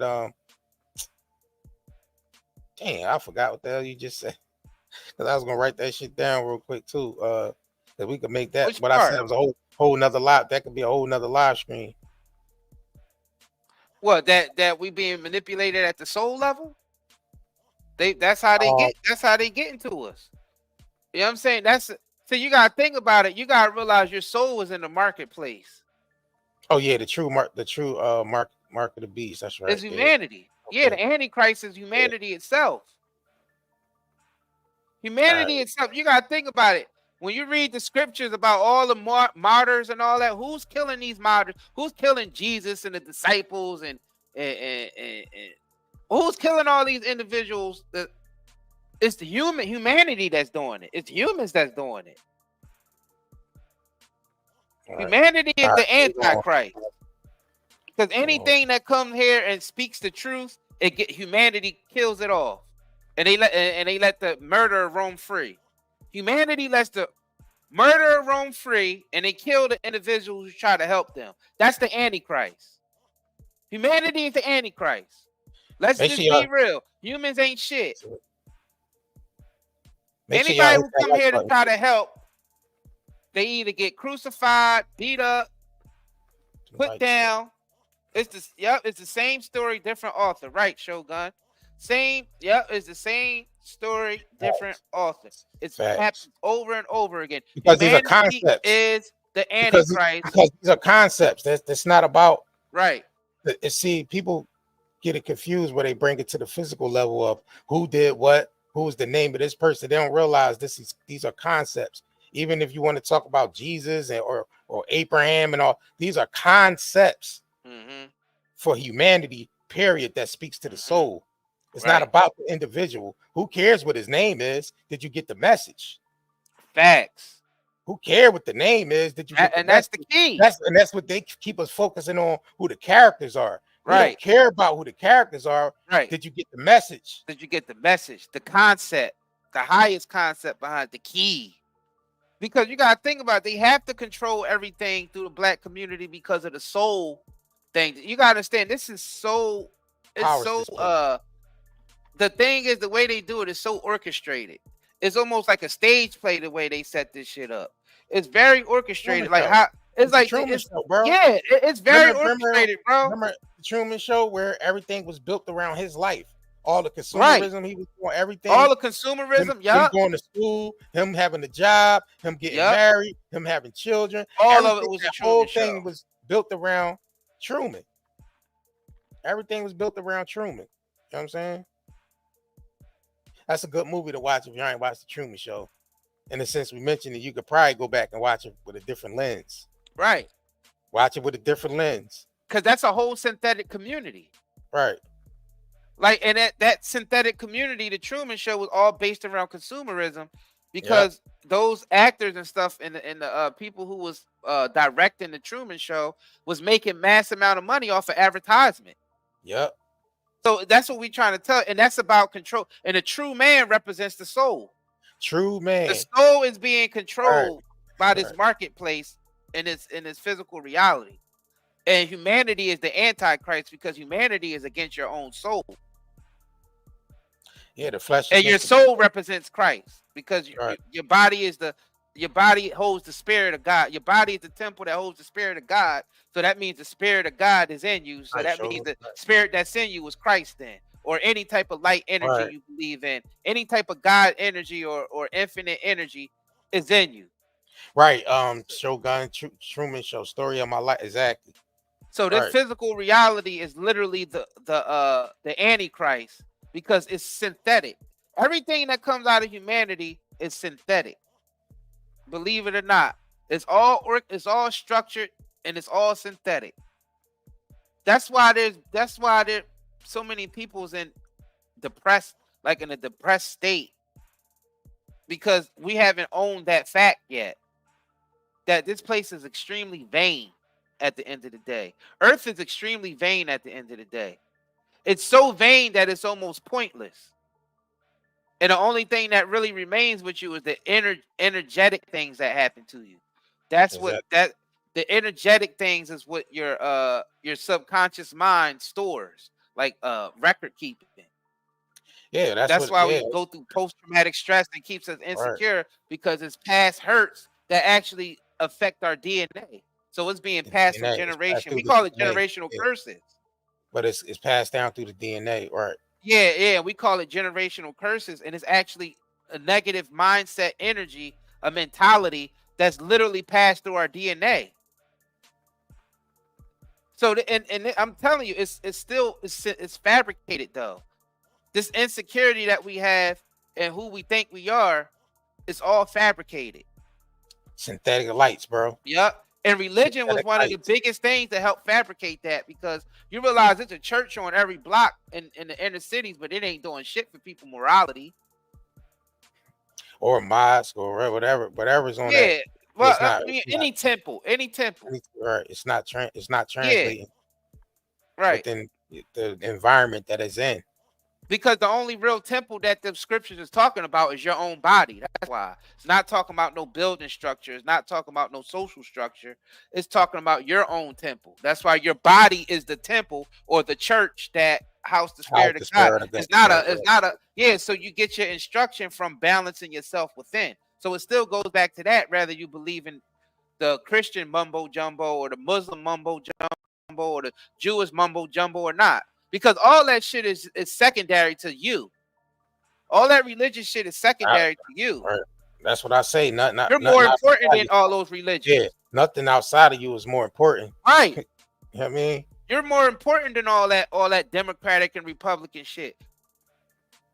And you're giving up what you are and who you are for some party or for some religion that don't give a shit about you at the end of the day. Let's just be real about this. Yeah, we gotta start. Yeah, this place is hell. We gotta realize The only way you can refine yourself is through the fire. Gold refines itself through the fire. So we're Right. being put here. We put ourselves. Let me stop saying we being put. We put ourselves here to be refined through the hellfire, so we can come out on top and get our crown. You know how it is. Gold only can be refined through the fire. So that's what we're doing. We put ourselves here. We put ourselves here And to the refine beast, ourselves. To and refine the our nature of the beast is our lower negative emotions that we got going on here. Earth is like a place to release all your lower negative emotions. Right. And you gotta learn how to keep that shit in check. So you ain't gonna just be going get along, play along to get along shit just to fit in the crowd. If you're a critical thing, because if you try to master yourself, you're gonna be more honest with yourself, and you just ain't gonna just support no shit that you feel just don't make no sense. Yeah, it's not. It don't fit Just right. because you wanna, just because you wanna be a part of the crowd. Yeah, facts. You know, that's zombie behavior. Like you robbing yourself when you do that. I don't understand how people can just be one thing. That don't make no sense.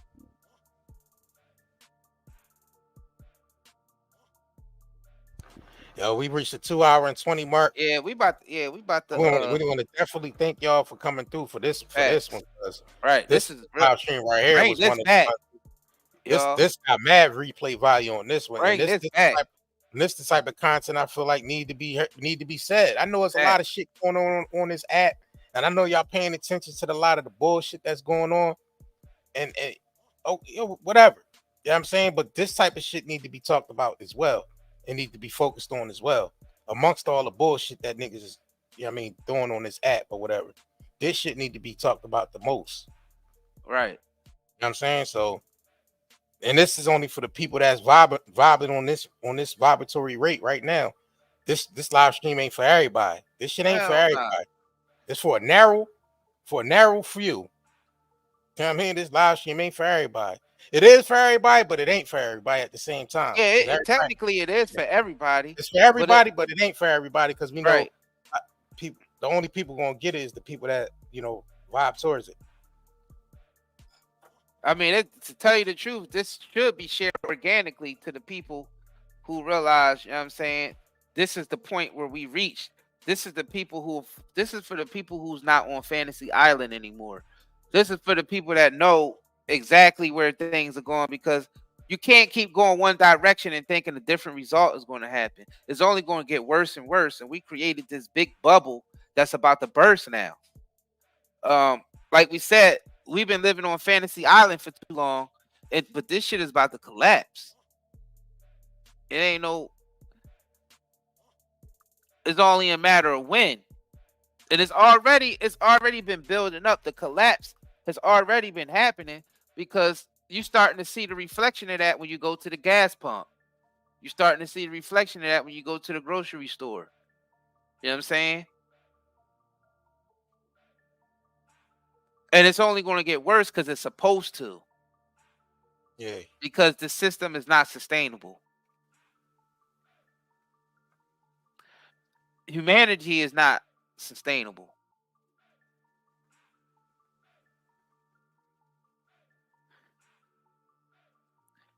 The niggas eventually catch up to that sometime in the future.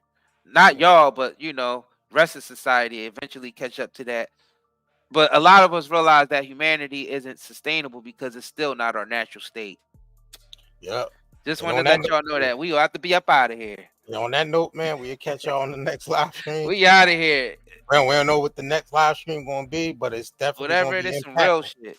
It's gonna be impactful. So just make sure y'all subscribe to this channel.